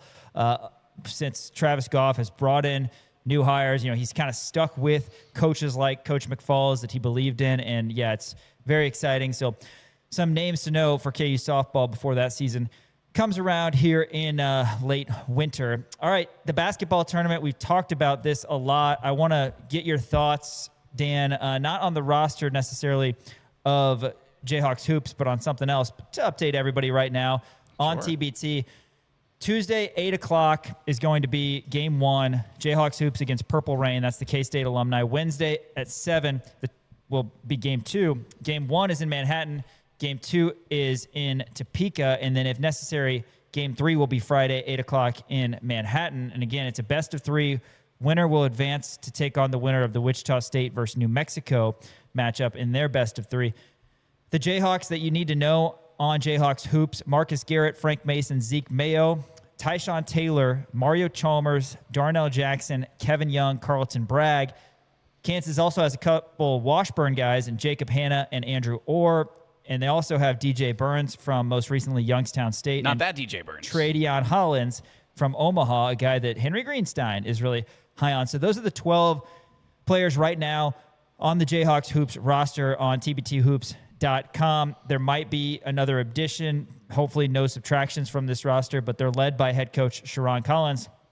One thing that I think we've probably just assumed everybody has known about TBT, but I think it's worth revisiting, is the Elam ending. This isn't your normal basketball game where a run out the clock situation and you're up against the clock, that sort of thing. But this is what tbthoops.com says about the Elam ending. It says, designed to preserve a more natural end of game finish, the Elam ending calls for game clock to be shut off in the fourth quarter. A target score is set by adding 8 points to the leading team's score.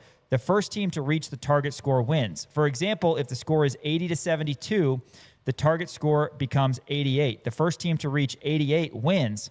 Once the game clock is eliminated, trailing teams are allowed to focus on getting stops rather than preventing the clock from running out. I'll be interested to know if we're talking, NCAA basketball and 2046, which at that point the NCAA is going to be gone. If we're talking a postseason tournament in 2046, is anything going to change? Do you think the Elam ending is something that could perhaps be something that basketball moves toward? And that's probably a tough question right now, but it does add an element of excitement. I like basketball with the clock. I think it's, strategically, and it would be a big change. But strategically, I like having the clock. It's what I'm used to. Nobody likes change, all that. But I do kind of like the Elam ending for a tournament like this because you have an opportunity to have a walk-off, right? Everybody loves a walk-off, and you do have a realistic chance to, kind of like when you're on the playground in a game to 11 and you're down 10-6, you don't have to worry about the clock. You worry about getting a stop and finding a way to get to 11 before they do. And that's, I'm surprised that it's 2017, 2018 was the first time they implemented it for the whole tournament because that's how we always play on the playground, right? You didn't have a scoreboard. But yeah, it's kind of a cool element. That is true. I guess I never really thought of it like that. The way that I view the Elam ending is kind of gimmicky, right? And it's like it's fabricated excitement. Does that make sense? Where every single game ends with a game winner. It's like, well, okay, but that's not how basketball is played. You know what I mean? And also it takes away the excitement of like actual true buzzer beaters, like actual true game winners. That's the thing that I don't love about it, right? Where I really hope, and now granted, maybe this is just me not liking change, but I think that true basketball was meant to be played with a clock and running out the clock, the strategy of burning time, the strategy of playing with the clock. That's a part of basketball that I think should never change. Also, it changes, a lot of record books as well, where if you only have 8 points to play around with, and I'm not saying that the Elam ending, if it were to be implemented in 2046 or whatever it may be, it would be 8 points or whatever, but I would absolutely hate it. I understand it for something like this, for the basketball tournament where it is, a little gimmicky. You're bringing back a lot of guys, and it's all about the pageantry, right? But to me, this is something that like the XFL putting in a 4-point field goal or things like that. Like I just don't think that it would fit in college basketball. I'm vehemently against it in college basketball, in the NBA. If they want to try it out in the G League or whatever, that's fine. But it feels too fabricated, and I feel like it takes away from the actual pageantry of a true buzzer beater and a true ending to a basketball game. And that's fine. That's fine. I don't hate it because that means there's like this. That means there's no overtime. There could never be overtime. Right. So I like target overtime score. games. That's yeah, fair. if there's a That's target fair. score, there's never I'm going to be fine with that. overtime. I did like overtimes. kind of the playground analogy though, because that's always how you play, Yeah, right? You were just playing twos with somebody last week, and you I said was. you got down early, came back and won because you That's got right. stops. And Shout out to buckets. Elliott. So yeah.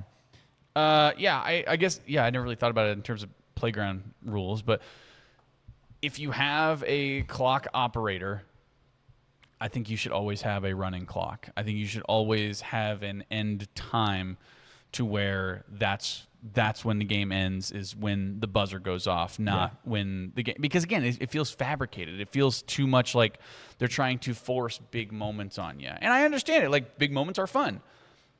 But then if every single game ends on a big moment, then it kind of dilutes the big moments, like the true big moments, and you're not going to get those buzzer beaters anymore. Like the 1983 NC State dunk at the end, or Mario Chalmers three-pointer to send it into overtime. Like, you're never going to get stuff like that ever in college basketball if they were to implement Elam endings into college or NBA or like high school even. Like to me, I'm out on it. It is kind of interesting that they do a little bit of a hybrid with the clock and then the Elam ending as well. But it's worked for this tournament, at least, as they're going on tournament number 8. Here maybe there might be a nice Elam ending middle ground where you could potentially, after 2 overtimes, you could go Elam ending.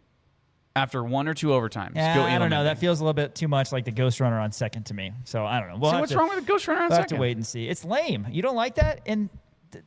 Or you like the Ghost Runner on second at the top of the 10th inning? Yeah, I mean, it's not terrible. I don't like it. I think you got to earn your runs. Okay, fine. But, whatever. That's the basketball tournament. It gets underway next week. And again, Dan Courtwright is going to be out in Manhattan for game 1. He's untied. And in Topeka for game 2. Jayhawks Hoops against Purple Rain. Feel pretty good about this roster, especially at the guard spot for the KU alums. After this, it's our sports stock market. Ding, ding, ding, ding, ding, ding, ding. Absolutely love this segment every week. ESPN Kansas City, KansasNation.com. Hey, Kansas fans, Coach Bill Self here, and you're watching KansasNation.com.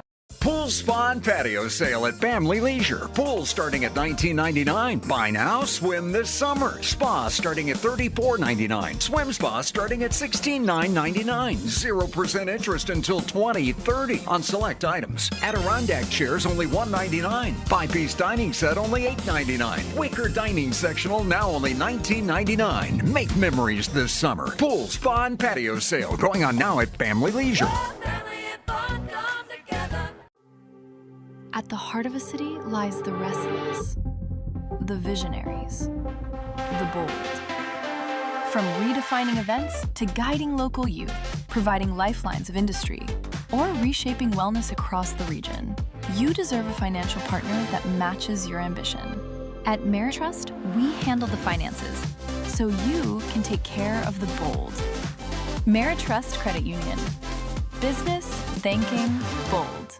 Mowing doesn't have to be a pain. Ferris has your back with mowers built for unmatched comfort, durability, and quality of cut. This month feels like summer savings at Heinen Repair and Heinen Outdoor Power Equipment. Save up to $1,350 and get 0% financing with approved credit. Available on select Ferris zero-turn, stand-on, and walk-behind mowers. See them for details at Heinen Repair south of Valley Falls and Heinen Outdoor Power Equipment in Lawrence. With Heinen, there's always hope for your yard. Offers end July 31st.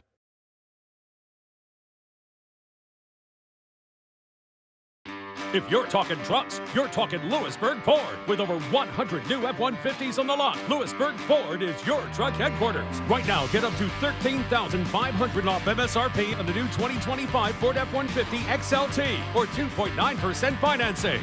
Lewisburg Ford has been awarded the 2025 Ford President's Award. They are the #1 F-150 dealer in KC 9 years running, so you know they'll treat you right. Lewisburg Ford and LewisburgFord.com. Hour 2 of Rock Chalk Sports. Dan, tell us about Crown Automotive on South Iowa in Lawrence. Let's tell you about Crown Automotive over in my neck of the woods down on South Iowa Street.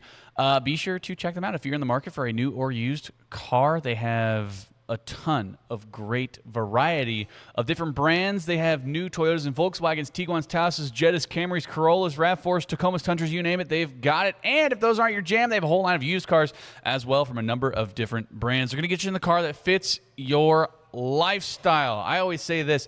You know, if you got 4 kids running around going to soccer practice, they're not going to put you in a sporty little thing. They're not going to try to put you in some sporty little thing. They're going to get you in the car that fits your lifestyle. Friendliest sales staff in the whole tri-state area. And it's all run by the 2025 Lawrence Citizen of the Year, Miles Schneer. You know that you can trust Crown Automotive to get you in the car that you deserve. It's the car that you deserve. It's not the car that they want to push on you. There's not cars sitting there that they're like, oh, let's see if we can push this car on somebody. No. They're going to get you in the car that you deserve. CrownAutomotive.com or CrownMotorsVW.com. Sports stock market now. Let's start with Taco Bell. I know our resident technical director, Elijah Schmidt, loves Taco Bell, but he might be loving it a little bit less nowadays. Daniel, tell us why. This actually might be a true stock is down. Yeah. Is Taco Bell it's a publicly traded? It's Yum, right? Yum Industries. I have no idea. Well, because I thought Yum Industries was like KFC, Taco Bell. Because you'll see sometimes they'll be mashed together. I'm pretty sure it's Yum.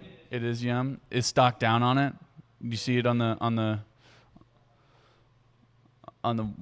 Wall Street thing? What is it called? The markets? The stock market? I would imagine the stock is down because of the fact that there has been a parasite outbreak, according to the CDC, with the iceberg lettuce that has been provided to Taco Bell. And it's not just Taco Bell, by the way. It's also major retailers, Walmart, Target, and Whole Foods, is the stock actually down on it? Down 9% the last 5 days. Stock is my God. Goodness. That's brutal. This might be the first time we actually pulled up the market. I know. In this segment. Yeah, I know. That's what I'm saying. Stock is literally down on Taco Bell because there's a parasite outbreak. Apparently, it's there's a nationwide cyclosopriasis outbreak. In layman's terms, that means people are pooping. People are pooping their pants. It's really bad stuff. Apparently, there's been a lot of hospitalizations because of this too. But apparently, there's been a parasite outbreak from Taylor Farms. They have actually linked it back to the lettuce manufacturer, which is Taylor Farms in California. And they sell those bagged salads at your local grocery stores. That's right. The bagged salads, the Taylor Farm, the chopped kale salads, the different things. Like I said, it's not just Taco Bell. Taco Bell's getting kind of the brunt of this, which I think is a little unfair because it is also Walmart, Target, Whole Foods. Taylor Farms, they provide a lot of lettuce to a lot of different people, and it just so happens that Taco Bell is one of them.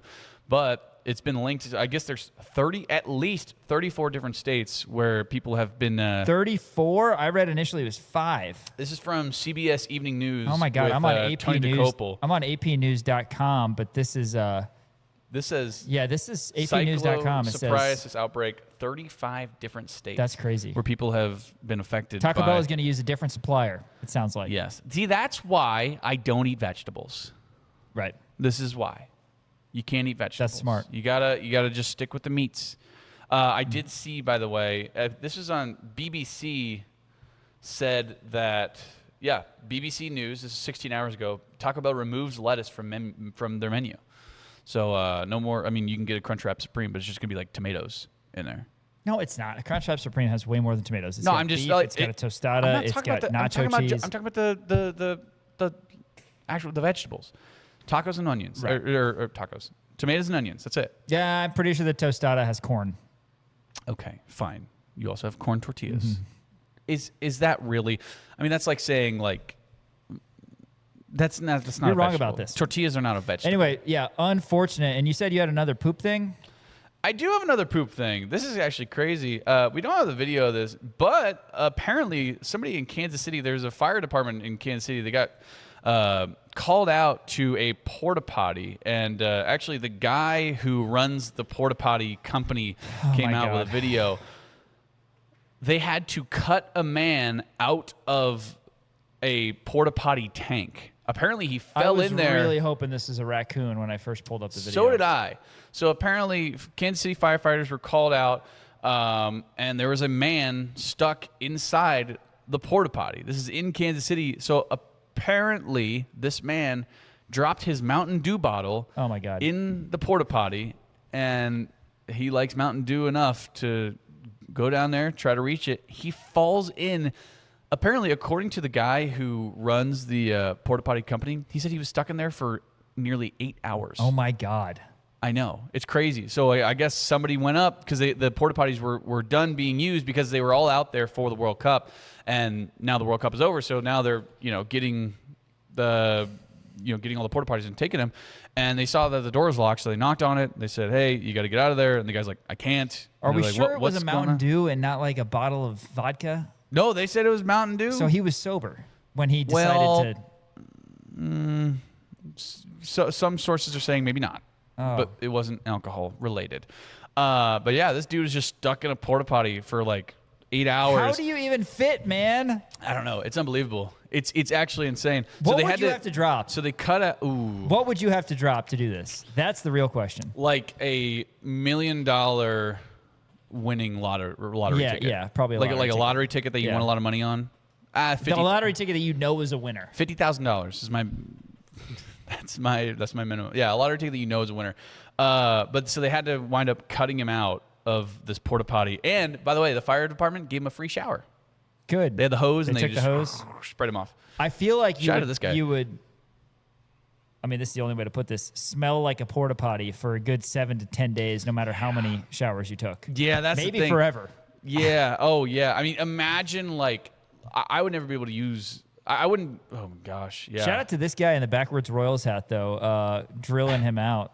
Yeah, dude. No kidding. I mean, imagine being a firefighter and just being like, oh. No. I mean, talk about a crappy job. Like that's just. I don't know. That's so bad, man. Stock is up on crappy days, man. That's a crappy day. Do we have the face of this guy or anything? I mean, we don't have any poor pictures guy. or anything. I didn't want to post any pictures. I mean, he's covered in like white pieces of toilet paper, like you can see. It doesn't look fun.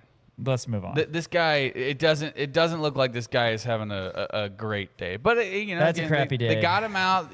They gave him a nice free shower, so that was fun. But yeah, I'm gonna say this right now. I don't like Mountain Dew that much to reach back down there. Like if that's the case, I'm just like, I'll just buy another one. What if it was a Monster? Ooh, then you probably would do it, right? You think? Would you do it for a Monster Energy drink? Are we going straight from that to this food one? We are going straight from that to this seems like we food should one. have a little buffer. No buffers. No buffers. Going straight to food. And this actually might be grosser. So, as you know, Wake Forest hired Jake Dickert as their head coach. Jake Dickert apparently had a barbecue cookout for his entire team. He made something called Starry Burgers. Are you familiar with what a Starry Burger is? So apparently what he does is he fills up a crock pot with Starry, formerly Sierra Mist, and marinates burger meat in That's weird. the Starry.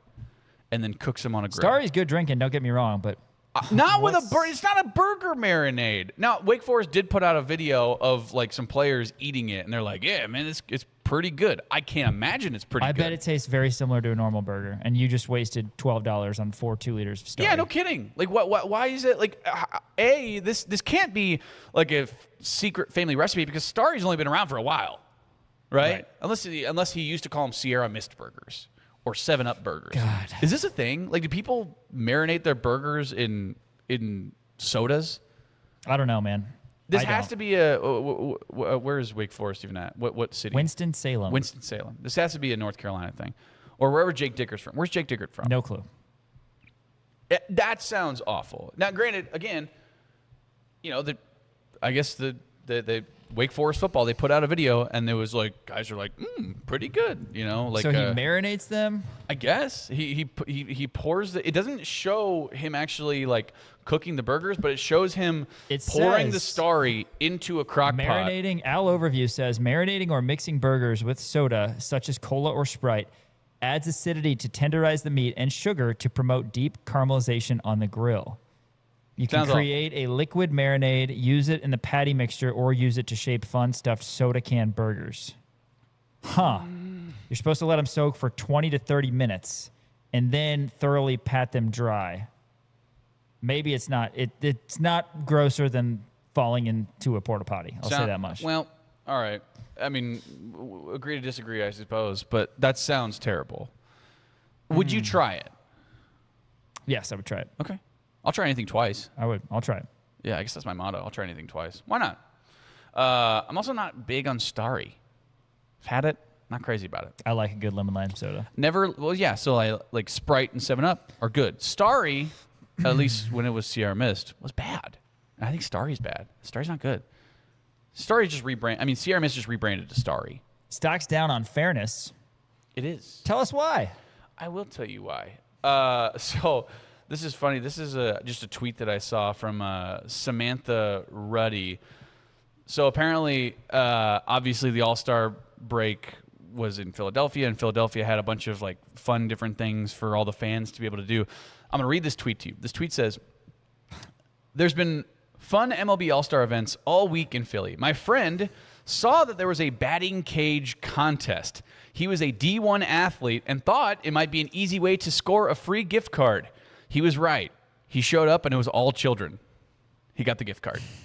How awesome is that? Like, how awesome is that to be like, yeah, I'll go out there. I'll smack some dingers. Maybe I'll win a gift card because who knows, right? I was a former D1 athlete. I played baseball in college. And you show up, and it's a bunch of 10-year-olds. Taking candy from a baby. That's shout out to this guy, man. That's like Cardell Jones. If you remember, he went to a Make-A-Wish thing, and he beat a kid like 95-3 in Madden or something like that. Yeah. You remember this? And then walked away feeling really good about himself. Feeling really good about himself. Like, do you think this guy felt really good about himself afterwards? Probably, yeah. Do you think, like, if you didn't have to pay for his next meal? So, and there obviously was a, maybe miscommunication or just like a misunderstanding of like, oh, I thought this was like a open to the public, not just children thing going on. Would you, because you would probably win, would you take the gift card? Okay. Would you take the gift card? Sorry, I haven't been listening, but I found this Cardell Jones thing since you brought that up because I had to jog my memory. Cardell Jones, this is a article. Title of an article from 2015. Cardell Jones visits kid in hospital to play video games, beats him 91-35 in NCAA football. He quote tweeted it and said, "Man, I wish everyone stopped saying I beat a kid in the hospital 91-35. It was 98-35. I had 91 with 126 left in the fourth." It set the record straight. Actually, I scored another touchdown. Oh, man, that's so good.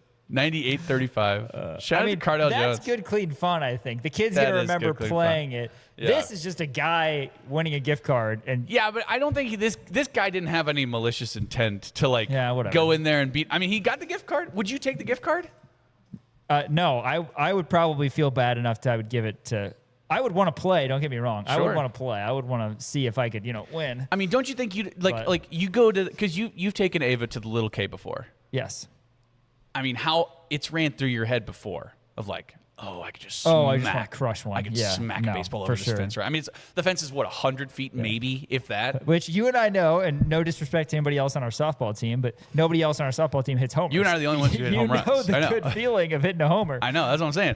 But like it's definitely crossed your mind before when Ava's out there running the bases and totally. there's the tee. It's like, man, I'd like to get 3 or 4 pitches. Just give me one. Just give me one down the pipe, man. Oh, let me crush this thing. Put it right here. I'm sending that thing to Kansas. Shoeless Joe and Field of Dreams. Put it right here. Yeah, put it right here. Just let me see that. I love that. Shout out to this guy, whoever he was. They didn't say his name. Shout out to Cardale Jones as well. Yeah, shout out to Cardale Jones, man. What a guy. Hey, stock's up on physical tickets. This is actually cool. We have a picture here. So this is also in regards to the MLB All-Star Game. So as you know, this is something that I've brought up quite a bit, is that I wish ticket stubs were physical again. Mm-hmm. Like I wish they actually give you physical ticket stubs. We have a picture of this. I guess there was a guy who was at the MLB All-Star Game, was handing out physical tickets that he had made. And that is so cool. So I'll read this to you. So it's just an actual ticket stub. It says All-Star Game, has seats or whatever. He was handing these out, and on the back, I'll read this to you. It says, the last time the All-Star Game came to Philadelphia was 1996 at Veterans Stadium. An 11-year-old kept his ticket stub. 30 years later, he still has it. Tonight is the 96th All-Star Game, and the summer America turns 250.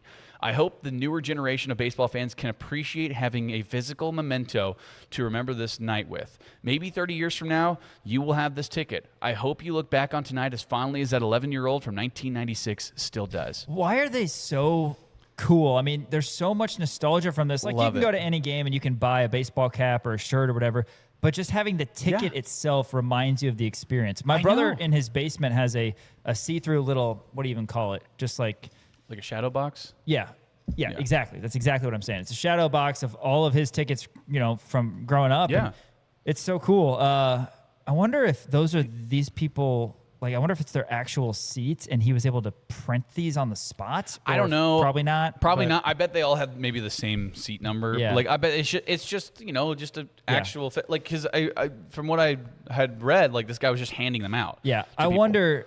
Like, how cool is that? I wonder if he's promoting something or just. No, I think that's so cool. He just was like, like physical media is dying. Everybody on Twitter absolutely loves it too. Everybody's saying bring back physical tickets because there's something about having that ticket stub. Absolutely. I would always keep I'm like you and I have talked about. We're maximalists. Yeah. I keep everything like that. So yeah, absolutely. Well, I like for you and I, it's great because we get physical credentials. Mm-hmm. I have every single credential I've ever had.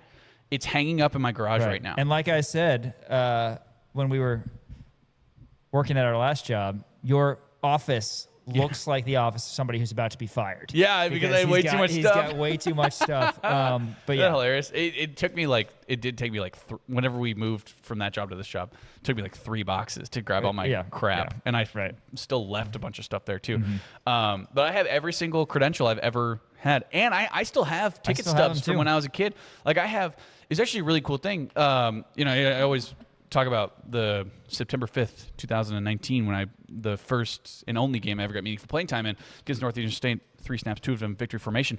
My parents went to that game, and they kept the ticket stub, and I still have it. I still have that ticket stub from that Emporia State game, and that's going to be something that I remember forever. But now tickets are only on your phone.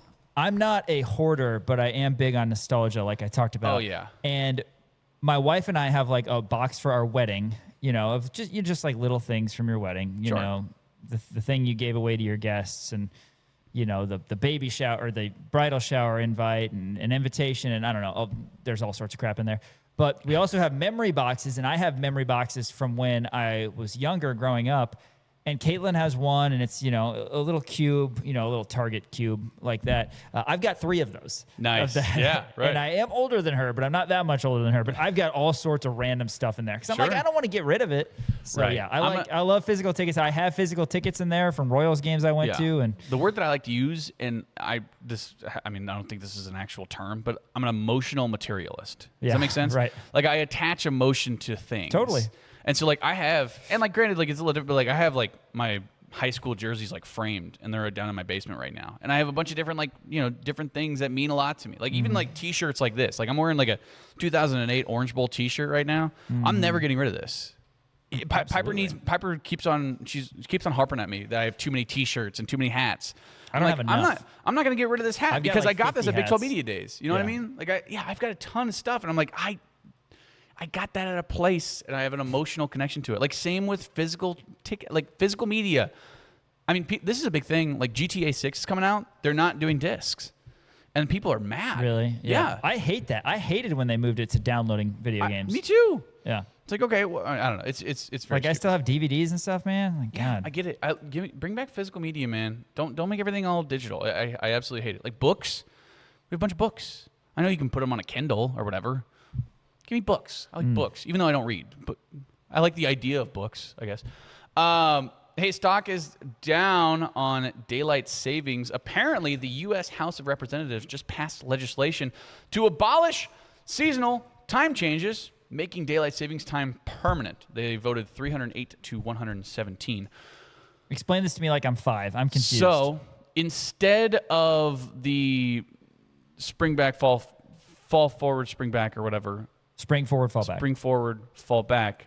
They're going to be permanently in daylight savings time. Which is it still going to be light at 9:30 in the summers? So 9:30 p.m. Yes. Okay. So that's going to remain the same, but it's going to be not as dark as early in the winter. Not as dark as early in the winter. So like January rolls around, like you're going to get you're going to get sunsets at like 6:30 instead of 5:30, right? Which is fine.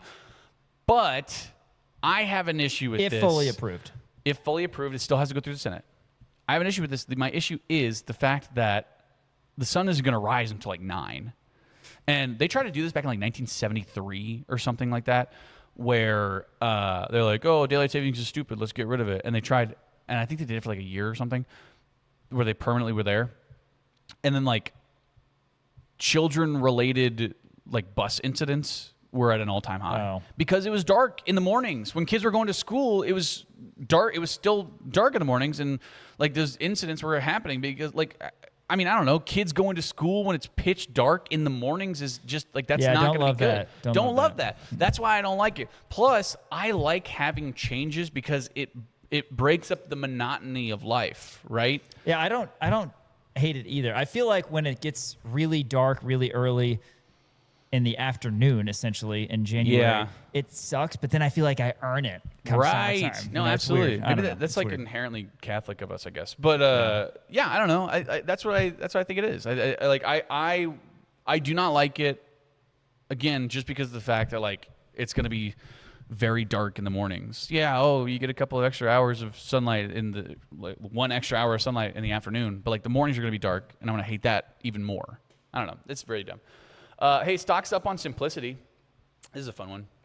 So ACC Media Days is going on right now for football. By the way, I saw a sign that said no tripods, which that would not bode well for us because we're big tripod guys. Yes. This is from Pete Thamel. It said, fun nugget from North Carolina center, Christo Kelly. Talking about Bill Belichick's simplicity and devotion to football, he said that Bill Belichick drives a red Volvo station wagon from somewhere in the 2000s. He's just a simple man, quote, Kelly said. You know why I like this? It reminds me of the Devin Booker Chevy Impala. Yeah. He's got a 96 Chevy Impala that has 86 miles on it. That was the year he was born, so that's probably part of why, but it's like the most simple car ever. 2 Devin Booker references and 1 Cardale Jones reference here on Rock Chalk Sports. Also, Kawhi Leonard still had his like Chevy Trailblazer. It was like a 1996 Chevy Trailblazer that he drove in college, and he still has that car. Now he has like 3 other cars too, but he still has that car, which I think is fun. And I think it's really cool that Bill Belichick is driving a car that's probably older than his girlfriend. I figured you were going to drop that in there. That's fun. I think that's cool. I mean, granted, Bill Belichick had like, I have an issue with this though, and here's my issue: is that this is too fabricated because Bill Belichick has 5 other cars. And he chooses to drive a red Volvo. Well, it's just like to have the impression that, oh, I'm just a simple guy. Look at me driving a red Volvo while he's living in a mansion with his 24-year-old girlfriend. And he's got 5 other cars in the garage. Yeah, it's like that's all. It's fabricated. It's just like the simple houses these guys live in, as if they don't have 3 or 4 more. It's exactly right. Oh, no disrespect, they earned it. But he absolutely earned it. I understand, but I don't know. This Christo Kelly. I mean, he's fully bought in, but. I don't know. I wonder where he got this red Volvo from.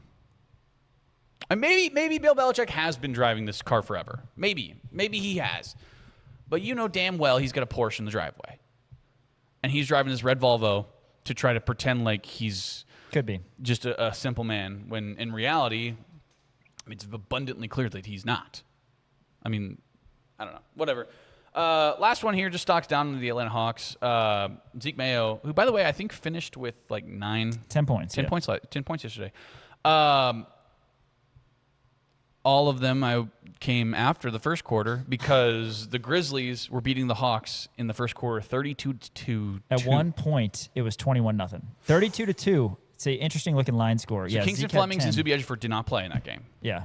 Zeke Mayo did not start in that game. I'm all about other guys getting some action, but boy, 21-0 is a rough look. Yeah, 32-2 at the end of the first quarter. I mean, how many of those guys who are on the court are going to get a roster spot? I think if you're a Hawks GM, you look at that box score alone and you say whoever touched the court in that quarter, you're not on the team. Sorry, Zeke Mayo. I think if Zeke Mayo may have 1 minute. I think that was in the second quarter when he had 1 minute. Yeah. And then he got 10 points. 4 of 10 from the field. Yeah, not terrible. But that's sports stock market for today. Appreciate you guys tuning in. After this, some NFL chatter before we close out with more NFL talk, previewing the Denver Broncos, the Week 1 opponent of the Kansas City Chiefs. That's next. ESPN Kansas City, kansasnation.com. Hi, my name is Augusto Mungarrieta from Kansas Baseball. You're watching kansasnation.com. This is SSJ. Winter in Kansas City doesn't mean your lawn takes a break. It means smart homeowners get a head start. Let David and his crew from Custom Lawn and Landscape prepare your yard for a greener, healthier spring with winter fertilization, soil conditioning, and pre-emergent treatments that stop weeds before they start. Because when the snow melts, you don't want to start fixing your lawn. You want to already be winning. Trust Custom Lawn and Landscape, treating your yard now so it looks incredible later. Visit CustomLawn.com to schedule your winter services today.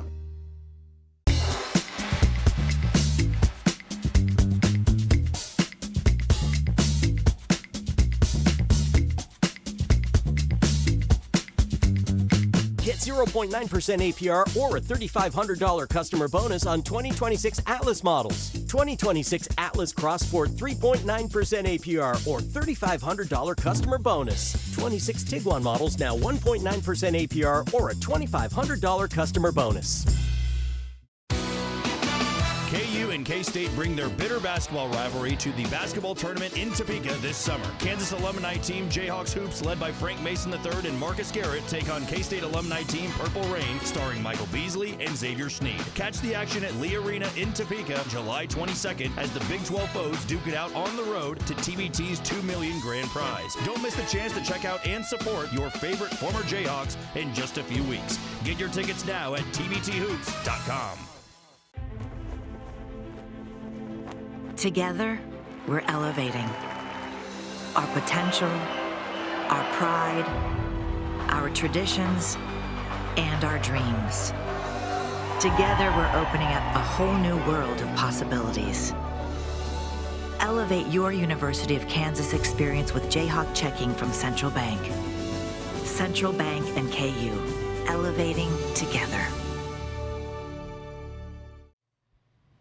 Partners of us here at Kansas Nation, Custom Lawn and Landscape. You can visit them online at customlawn.com. They've got an insect control program that helps defend your yard from pesky bugs so your pets and loved ones can enjoy the outdoors this summer more comfortably and safely. Right now, when you sign up for the season, your first application is absolutely free. That's right. Your first application is free. A simple way to take back your backyard this spring and summer. Custom Lawn and Landscape, helping you love your lawn without the bugs. Again, visit them online at customlawn.com. All right, we got a couple NFL things we want to get to before we close down Rock Chalk Sports, and appreciate everybody who's getting their weekend started with us here on kansasnation.com. Daniel, yes. NFL Top 100. You mentioned Lamar Jackson a little bit earlier in the show, but why don't you break down how you see this list? Yeah, I'll start off here. Number 1, Quentin Nelson being at 99 is unbelievable. He is a top 50 player. He's a guard for the Colts. Love him to death. Bryce Young at 98. Interesting stuff there. A couple of Chiefs who have already made it onto the list. So you have Creed Humphrey at 94. Do you agree that Creed Humphrey is in the 90s? Because to me, he is by far and away the best center in the NFL. And I think that's unbelievable that they have Creed Humphrey at 94. I mean, there's some good centers in the NFL. I understand that. He dropped one spot, so he was at 93 last year. He was first-team All-Pro last year, yes? First-team All-Pro, 4th Pro Bowl, 1,093 snaps, only 8 pressures allowed, and 1 sack allowed. That's pretty damn good. That is pretty good. I'll look through the rest of the list. I'll say there's a couple in the 80s that surprised me with how low these guys are, not Chiefs related. Yeah. But 89, Kyron Williams. Yeah, that was a little surprising. Down was he 4, not, by the way. I mean, he's, again, a top 4, 5 back in the league. He's got a great group around him. He had less touchdowns than I thought. He had 10 rushing touchdowns, 3 receiving touchdowns. So 13 touchdowns on the year. It's not bad. I mean, it's still pretty good. 1,252 rushing yards. I mean, it's all right. I mean, I thought he should have been a lot higher as well. NFL Offensive Rookie of the Year, Tet McMillan, 87 was the other one I was going to say. Brock Purdy, 85. That's interesting. I mean, he was not rated last year, so sure, I'll buy that. Jalen Ramsey drops 16 spots. A.J. Brown drops 51 spots to number 80. And That's Travis kinda Kelce crazy. drops 42 spots to number 79. Which, all right. I'm surprised A.J. Brown is 80. You would think he would be where he was last year, which is in the top 50. I mean, he broke 1,000 receiving yards, did have 7 receiving touchdowns last year. I mean, that is kind of crazy that he fell 51 spots.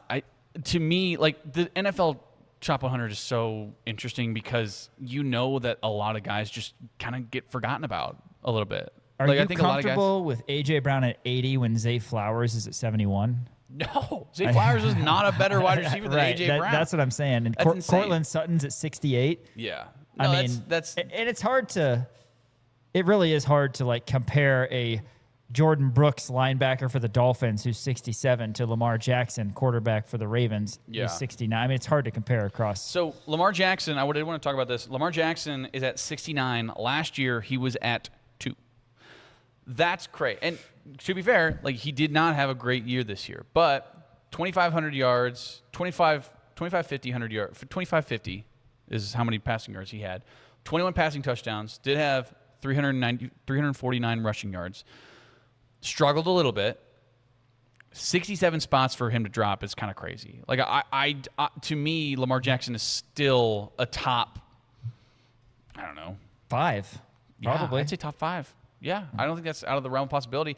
I know Trevor Lawrence is somewhere on this. Yeah, Trevor Lawrence is 62. Yeah. So what do we know right now? 61 through 100? 61 through 100 right now. Okay, so Trevor Lawrence is 62, so I'm really excited to see where Justin Fields is going to be when they reveal the rest of the top 100 players. So he's going to be somewhere between 1 and 60, which makes sense. So I do have this pulled up because it's fitting, right? And we can kind of keep track and kind of keep you up to breast on how many Chiefs are in the top 100. But according to Jeremy Fowler from ESPN, and they got all of the league executives, coaches, scouts, and they have compiled a list of top 10 players at 11 different positions. I wanted to talk about the quarterbacks because right now Josh Allen is ranked number 1 in terms of quarterbacks. His highest ranking was 1. His lowest ranking was 4. You don't get to be 1 if you haven't won a Super Bowl. Well, that's what I'm saying. Patrick Mahomes is number 2. His highest rating was 1, but his lowest rating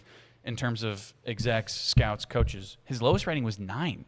Somebody had him as the 9th best quarterback in the NFL. Now, he didn't have a great year last year, but still, I think the talent is there. Didn't have a lot of people or whatever. 3 is Matthew Stafford, who is coming off of an MVP season.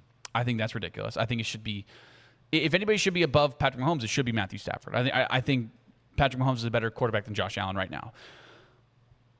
Number 4, Joe Burrow. Number 5 is Lamar Jackson. His highest rating was 1. His lowest rating was unranked, which is crazy. But they have him at 5, and he's at 69 in the NFL top 100. That's crazy. And then number 6, here's a polarizing Fields? one. No, Dak Prescott. Wow. Do not like that whatsoever. So his highest rating was 3, lowest rating was unranked. I mean, talk about polarizing. I mean, that's the same as Lamar. Lamar, highest rating was 1, lowest was unranked. So I'm going to continue this conversation, pulling up this CBS article that I ran into a little bit earlier this week. Jordan Dajani, CBS, broke down the 5 best and 5 worst QB rooms right now. I want your thoughts on this. I'll start with the worst QB situations. Number 5 is the Atlanta Falcons. Michael Penix Jr., Tua Tagovailoa, Trevor Siemian. That is a bad quarterback room. Not great. Number 4 is the Miami Dolphins. Even worse, Malik Willis, Quinn Ewers, and Cam Miller. Malik Willis is kind of nice, though. I mean, he performed pretty well, so I guess there's that. He a little bit of a career resurgence, not to the point of Sam Darnold, but I think he was kind of forgotten about in Tennessee and then made a little bit of a name for himself whenever Jordan Love was injured. So there's that. Yeah, he did well with the Packers. Yeah. Number 3, worst QB situations, Arizona. Jacoby Brissett, Gardner Minshew, Carson Beck, former Chiefs legend, by the way. Gardner Minshew. Shout out. Yeah, man, what a career he had with the Chiefs. He finally got a chance to cook after Mahomes got hurt. I know, and tore his ACL immediately. And then he had Chris Oladokun for the rest of the season. Oh, God. That was just, I don't painful. want to remember that. What a weird Christmas night that was. Because it's like you're watching the Chiefs game, but you don't really care. It felt like a preseason game. Yeah, kind of. We're just like, It was strange. Yeah, the second worst QB situation, they're always going to find themselves on this list. The New York Football Jets. Geno Smith, Cade Klubnik, Bailey Zappi, and Brady Cook. I mean, that hurts even just reading that. Remember when Bailey Zappi, everyone thought he was going to be the next guy? Yeah. Oh, that's so funny. Cade Klubnik is listed as 2. Number 2. Zappi 3, and then Brady Cook, your boy. Kind of wild. Brady at 4th. My boy. All right. Okay, Geno Smith. Yeah, that's all right. How is that number 2? I'm excited to hear what number 1 is. I mean, if the Jets are 2 for something being terrible who's number 1. The Cleveland Browns. The Cleveland Football Browns. Deshaun Watson, Shedeur Sanders, your boy. Dylan Gabriel, and Talon Green. This article says the Cleveland Browns have owned the weirdest quarterback room in the NFL is Dorian for years Thompson-Robinson now. not there anymore? It feels like he should be. That's a perfect name to have back on that guy's shirt of all the Browns jerseys. Yeah. Somehow Watson's still on the roster because of that 5-year, $230 million fully guaranteed deal back in 2022. Fully guaranteed. He's favored to win this competition. We'll see. But, Pro Bowler Shedeur Sanders, despite having just a 57% completion percentage and 11 picks. So Deshaun Watson is back from his Achilles injury? Yes. Okay. Okay, sure. I mean, they gotta try to salvage that terrible contract. So you'd think that he's probably going to get the start just because of the fact that they don't want to feel like they wasted $250 million, right? Even though he's a sex pest. He is a sex pest. Man, Shedeur Sanders did go to a Pro Bowl, though. So not surprising the Browns and the Jets kind of lead the way in terms of sucking at something. Yeah, sure. Best quarterback situations, number 5, the Baltimore Ravens, with the 69th best player in the NFL, according to ESPN, Lamar Jackson, alongside Tyler Huntley, your boy Skylar Thompson. Also Pro Bowler. And Diego Pavio. What an interesting... that's going to be... Tyler Huntley? Tyler Huntley was with the Browns for a while. He made a Pro Bowl. Fine. Yeah, I don't have. It's a good quarterback room. It is. Then we've got the L.A. Rams, Matt Stafford, Ty Simpson. Yeah, number Stetson 15 Bennett, pick. Oh, is he still there? And some guy named Matthew Caldwell. Who the hell is Matthew Caldwell? I thought, is Max Dugan no longer? He's at least not on the Rams. Oh man. All right. Former NCAA championship appearance quarterback. Max championship Duggan. appearance quarterback is the way to. Well, did he even appear? I mean, did they even show up? They didn't show up. This is where I have a problem. Number 3, this team should be higher on this list, best quarterback rooms in the NFL. The Kansas City Chiefs, who should be at number 1 because of the strength of their top 2. Oh my God. Patrick Mahomes, Justin Fields, Garrett Nussmeier, and yes, Chris Oladokun. I knew you were going to make this a Justin Fields thing. Mahomes, the face of the NFL, the best quarterback, the best player in the NFL, probably a top 5 quarterback of all time right now. But Justin Fields. But then you've got Justin Fields, who, you can start referring to him, if you don't mind, as MVP vote getter Justin Fields, because that was what happened back in 2022. He ran for 1,143 yards and 8 touchdowns, which was the second best rushing campaign for an NFL quarterback. He's only 27 years old. His bad season was with the Jets, who everybody has a bad season with. They had absolutely no structure. And he's a great runner. He's got great arm talent. He, backing up Mahomes, makes the Chiefs the number 1 quarterback room in the NFL, in my opinion. I don't think it's even close. Number 2, according to CBS, it's because they love Joe Flacco. Oh, did you want to comment on that? I did. So NFL MVP vote getter, Justin Fields. The whole root of this, by the way, the reason he's such a big Justin Fields guy is that he keeps on claiming that Justin Fields is a better quarterback than Trevor Lawrence. Trevor Lawrence actually finished 5th in MVP voting last year. That is one of the reasons. That's not what I'm bringing this up and backing up Fields because he is a very good quarterback. The Lawrence thing is because you like Lawrence, and that's fine, and we can have that conversation, but that's an auxiliary conversation for me. For me, I'm talking about how Justin Fields is a very good quarterback. And he is better than a lot of the starting quarterbacks, as we've discussed on this show. I don't know about a lot. But Cincinnati is listed at number 2. Joe Burrow, first of all, Mahomes should be first anyway, just because it's Mahomes. Right. But Joe Burrow and then Joe Flacco, I get it. They've got Flacco, who has just lived in the NFC or the AFC North. AFC North, yeah. Josh Johnson, shout out. He's been with like 19 teams. And then shout out to Penn State. Sean Clifford is on that team. Sean Clifford. So that's number 1? That's number 2. Look at number 1. Okay. San Francisco. Brock Purdy, Mac Jones, Adrian Martinez, and Curtis Rourke. Adrian Martinez. Wow. I didn't know he was in the NFL. Oh, man. Shout out to the Huskers. Okay, so I'll buy that. I'll buy that. Actually, I won't. I'm not going to buy that. I thought about it for a second. You're not going to buy it? And, yeah, I mean. Chiefs should be 1. I'm gonna give you this. I will give you this. If you're going to run a 2-quarterback system, I would rather take Patrick Mahomes and Justin Fields. Let's go. Than I would Brock Purdy and Mac Jones. Now, I would take Patrick Mahomes and Geno Smith or Patrick Mahomes and Josh Johnson over virtually anybody. But you wouldn't take either of those, Patrick Mahomes and Justin Fields. Yeah, really, Patrick Mahomes is doing the majority of the lifting on that one. NFL MVP vote getter, Justin Fields. You know who else is an MVP vote getter? Carson Wentz. Yeah. He also won a Super Bowl, did he not? Okay, yes. He was on a Super Bowl winning team. He was on the team. Right. Former Chief legend, Carson Wentz. We are talking more Chiefs football after this, as we're going to start our Kansas City Football Chiefs opponent outlook segments today with the Chiefs' Monday night opponent, Week 1. It's the Chiefs and the Broncos on September 14th. That's next to close things down here on Rock Chalk Sports, ESPN Kansas City, KansasNation.com. I'm Keith Langford, and you're watching KansasNation.com.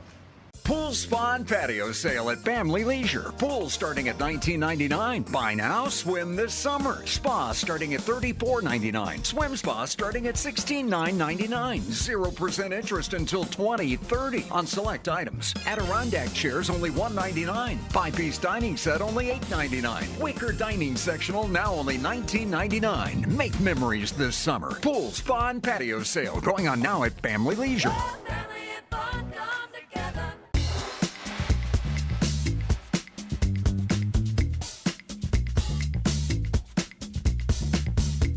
Celebrate the summer with savings at Crown Toyota. BZ models, 0% APR with a $500 cash incentive. RAV4 models, 4.99% APR. 2026 Toyota Tacoma, 3.99% APR. Get into a 2026 Tundra for 2.99% APR. At the heart of a city lies the restless, the visionaries, the bold. From redefining events to guiding local youth, providing lifelines of industry, or reshaping wellness across the region, you deserve a financial partner that matches your ambition. At Meritrust, we handle the finances, so you can take care of the bold. Meritrust Credit Union. Business, banking, bold. This is SSJ. Winter in Kansas City doesn't mean your lawn takes a break. It means smart homeowners get a head start. Let David and his crew from Custom Lawn and Landscape prepare your yard for a greener, healthier spring with winter fertilization, soil conditioning, and pre-emergent treatments that stop weeds before they start. Because when the snow melts, you don't want to start fixing your lawn, you want to already be winning. Trust Custom Lawn and Landscape, treating your yard now so it looks incredible later. Visit CustomLawn.com to schedule your winter services today. Sean Kellerman, Dan Courtwright, Tyler Brewer, Elijah Schmidt with you today. You know the feeling. The fieldhouse gets loud, the chant starts low, and the Jayhawks bring the energy. That is Lawrence. Ameritrust Credit Union thinks your money deserves that same feeling. A team in your corner that's pulling for you, win or lose, season after season. Financial well-being isn't just something they offer, it's why they exist. First car, first home, first business. Whatever's next in your money story, they are right around the corner at 6th and Wakarusa in West Lawrence. Real people making real decisions locally. Ameritrust Credit Union is the official financial well-being partner of Kansas Athletics. Stop by the branch or visit ameritrust.org. Federally insured by the NCUA. Dan, big weekend coming up for us here at Kansas Nation. Tomorrow, the Good Game Meet the Team tour over at Kansas Football Complex. We're going to have coverage of that at the Kansas Nation Twitter, TikTok, Instagram, and Kansas Nation on Facebook as well. So stay up to date on that, and we'll get some content for you across socials. Yeah, absolutely. Be sure to check it out. The event is open for boys and girls from 1st grade to 8th grade. Our link is on our social media platforms as well. You know what? I'll put up another post today just so everybody has the opportunity, because it is not too late. You can bring your young football fan to come meet KU players and coaches. It's an exclusive community event. It's powered by the Good Game. It's going to be so much fun. Your kids can participate in football drills, skill stations, games, and activities alongside current KU football players. You get to meet the team. It's only $50. Sign up now. You can find the link on our social media platforms. It's going to be a ton of fun. I'm going to be out there. Me, Tyler Brewer, Jimmy Kaufman are going to be out there doing some interviews with some different kind of guys. So, it should be a ton of fun. Like I said, if you want to meet some Jayhawks that are currently on the football roster, some of those returners, they're going to be there. We don't know entirely. I mean, it's going to be pretty much everybody who's going to be out there, right? Pretty much the entire team is going to be out there running these drills, doing different things with your kids. So it should be a ton of fun, and it's relatively cheap as well. So be sure to check them out. It's thegoodgame.com. You can check it out on all of our social media platforms as well. So the Kansas City Chiefs will open their preseason on August 15th, 3 o'clock against the Rams, and then August 22nd, 6:30 against the Bucs, and then a Friday night game on August 28th, 7 o'clock against the Seahawks. That last game, the first game and the last game will be at Arrowhead. The game against Tampa will be down at Raymond James, but then it all starts for real Monday, September 14th, 7:15, Monday Night Football at Arrowhead against the Broncos, and kind of something we've talked about a lot that I think could be an important sub-story for this season, the 4 games before the bye, because you're kind of waiting to see the health of Mahomes. Obviously, we're extremely confident in the backup quarterback that the Chiefs have, but Broncos and then the Colts, which is going to be a Sunday night game, also at Arrowhead. First 2 games at Arrowhead, primetime for Chiefs football, and then Sunday, the 27th of September, a game you got to win at the Dolphins at noon. Sunday, October 4th, a game you got to win at the Raiders at 3:25 before your bye week. So before you dive into the Donkeys, Dan, again, just a word on the first 4 games, because you have 2 games at home against good teams, but they're at home. And then you have 2 games against bad teams, but they're on the road. Yeah. Important that the Chiefs, I think, go 3-1 in the stretch. I think that they have to go 3-1. I think when you open up the game, when you open up the season against the Denver Broncos, I think that bodes well for the Chiefs, just because it's going to be very, very early and teams don't necessarily know who they're going to be yet, right? But the Broncos have an interesting kind of storyline for this year, which is they're essentially returning everybody, right? So that's going to be a tough one. It's going to be at Arrowhead, but it's early in the season, so you could definitely clip them there. Got the Colts at home. The Colts could potentially be a really scary, maybe a kind of a dark horse team to make a run in the playoffs. Then, like you said, you have the Dolphins away, Raiders away, 2 games that you absolutely should win. So looking at these 4 games, these first 4 should be wins. But again, you have 3 division games in your first. You have 3 division games in your first 5 games, I mean, that's going to be really tough in terms of maintaining in the AFC West race. Well, it's just brutal after the bye week. You get the Chargers at the Seahawks at the Broncos. So those 3 games are kind of a season in its own. Yeah. And then you have 3 games you should win. Jets at Falcons versus Cardinals. And then the worst stretch at Bills, at Rams, at Bengals. Are you kidding me? Yeah. Then you get Patriots at home, Niners at home, not easy games, and then at the Chargers. So, yeah, I mean, KC really needs to make headway the first 8 weeks of the season. You got to go at least 6-2, I think, even though some of those are going to be difficult. Because if you do, then you've got 3 games that you should win, 9-2. Yeah. You know, that's a good record after 11 games, even though you have a tough stretch after that. But yeah, you got to take advantage of the first half of the schedule. Yeah, absolutely. And so here's the way that I'm going to look at this season in terms of the schedule as a whole. I just want the Chiefs to win the AFC West. They can lose to the Bills and the Bengals and the Colts and anybody else, right? But if they win the AFC West, I think that's going to be a good indication that the Chiefs are going to be back, right? Obviously, I want them to go 17-0. Of course I do. But at the same time, like if they win the AFC West, that's going to be so important because the Denver Broncos and the Chargers, not the Raiders, but those 2 teams are very, very good, and they seem primed right now that they have really solid teams and that they want to make their playoff run. They feel like the door is open for both of those teams, the Chargers and the Broncos. The champions of the AFC West last year, the Denver Broncos. Daniel, tell us about them. Yeah, so bringing back virtually everybody, right? They had the best offensive line in the NFL. Essentially when you look at it, I mean, I think they were like second or third in the NFL in terms of, QB pressures, in terms of sacks given up. Garrett Bowles has been unbelievable. They have Connor Miners on the other side of the ball, right? So very good offensive line. Bo Nix, he led the NFL in terms of attempted passes, 612 attempts, 388 completions. That's a 63.4% completion rating, almost 4,000 yards through the area, 3,931. 25 touchdowns, 11 interceptions, did wind up taking 22 sacks, but still it's relatively good. And if you're looking at it as a season as a whole with that offensive line, everybody's coming back, right? J.K. Dobbins, he had 772 yards last year on the ground. He's coming back. He had 4 touchdowns on the ground. They have R.J. Harvey's coming back. We remember him from UCF. He had 540 yards on the ground, 7 touchdowns. Bo Nix had 5 touchdowns on the ground as well, so their running attack is going to be good. And their receiving attack is going to be even better because they have Cortland Sutton, who had over 1,000 yards last year.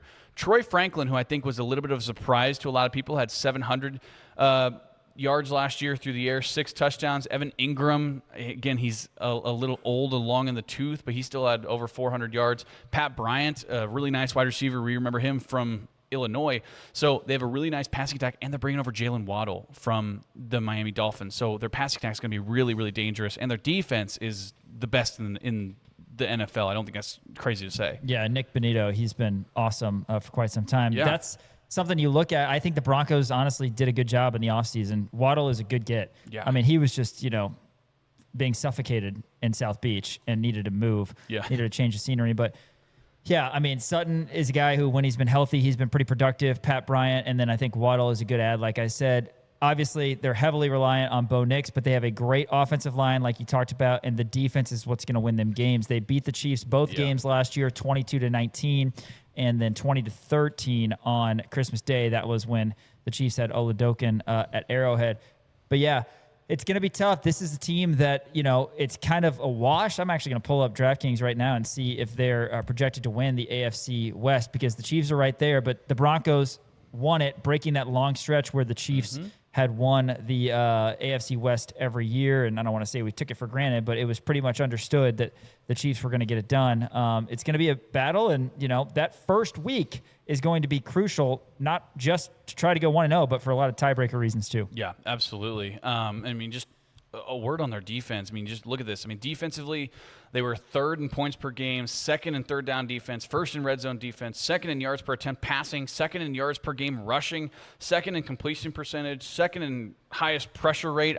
This defense is going to be in your face constantly. Nick Bonito, 14 sacks last year. Zach Allen, 7 sacks, 47 QB hits. And you have Pat Surtain II and Riley Moss on the outside. Really solid defense, and it's going to be a tough one to start off the season. Tough one, but DraftKings likes the Chiefs to win the division slightly, and then the Chargers are second. Plus 160 for the Chiefs, plus 190 for the Chargers, plus 225 the Broncos, but they're going to be a very good team as well. That's going to do it for Rock Chalk Sports this week. Dan Courtwright will carry you next week. For Elijah Schmidt and Tyler Brewer behind the cameras today, and Dan Courtwright, I'm Sean Kellerman saying make sure you're tuned in this weekend to our socials and all next week for Rock Chalk Sports, 4 to 6 daily. Thanks for listening and watching ESPN Kansas City, kansasnation.com. I'm Keith Langford, and you're watching kansasnation.com.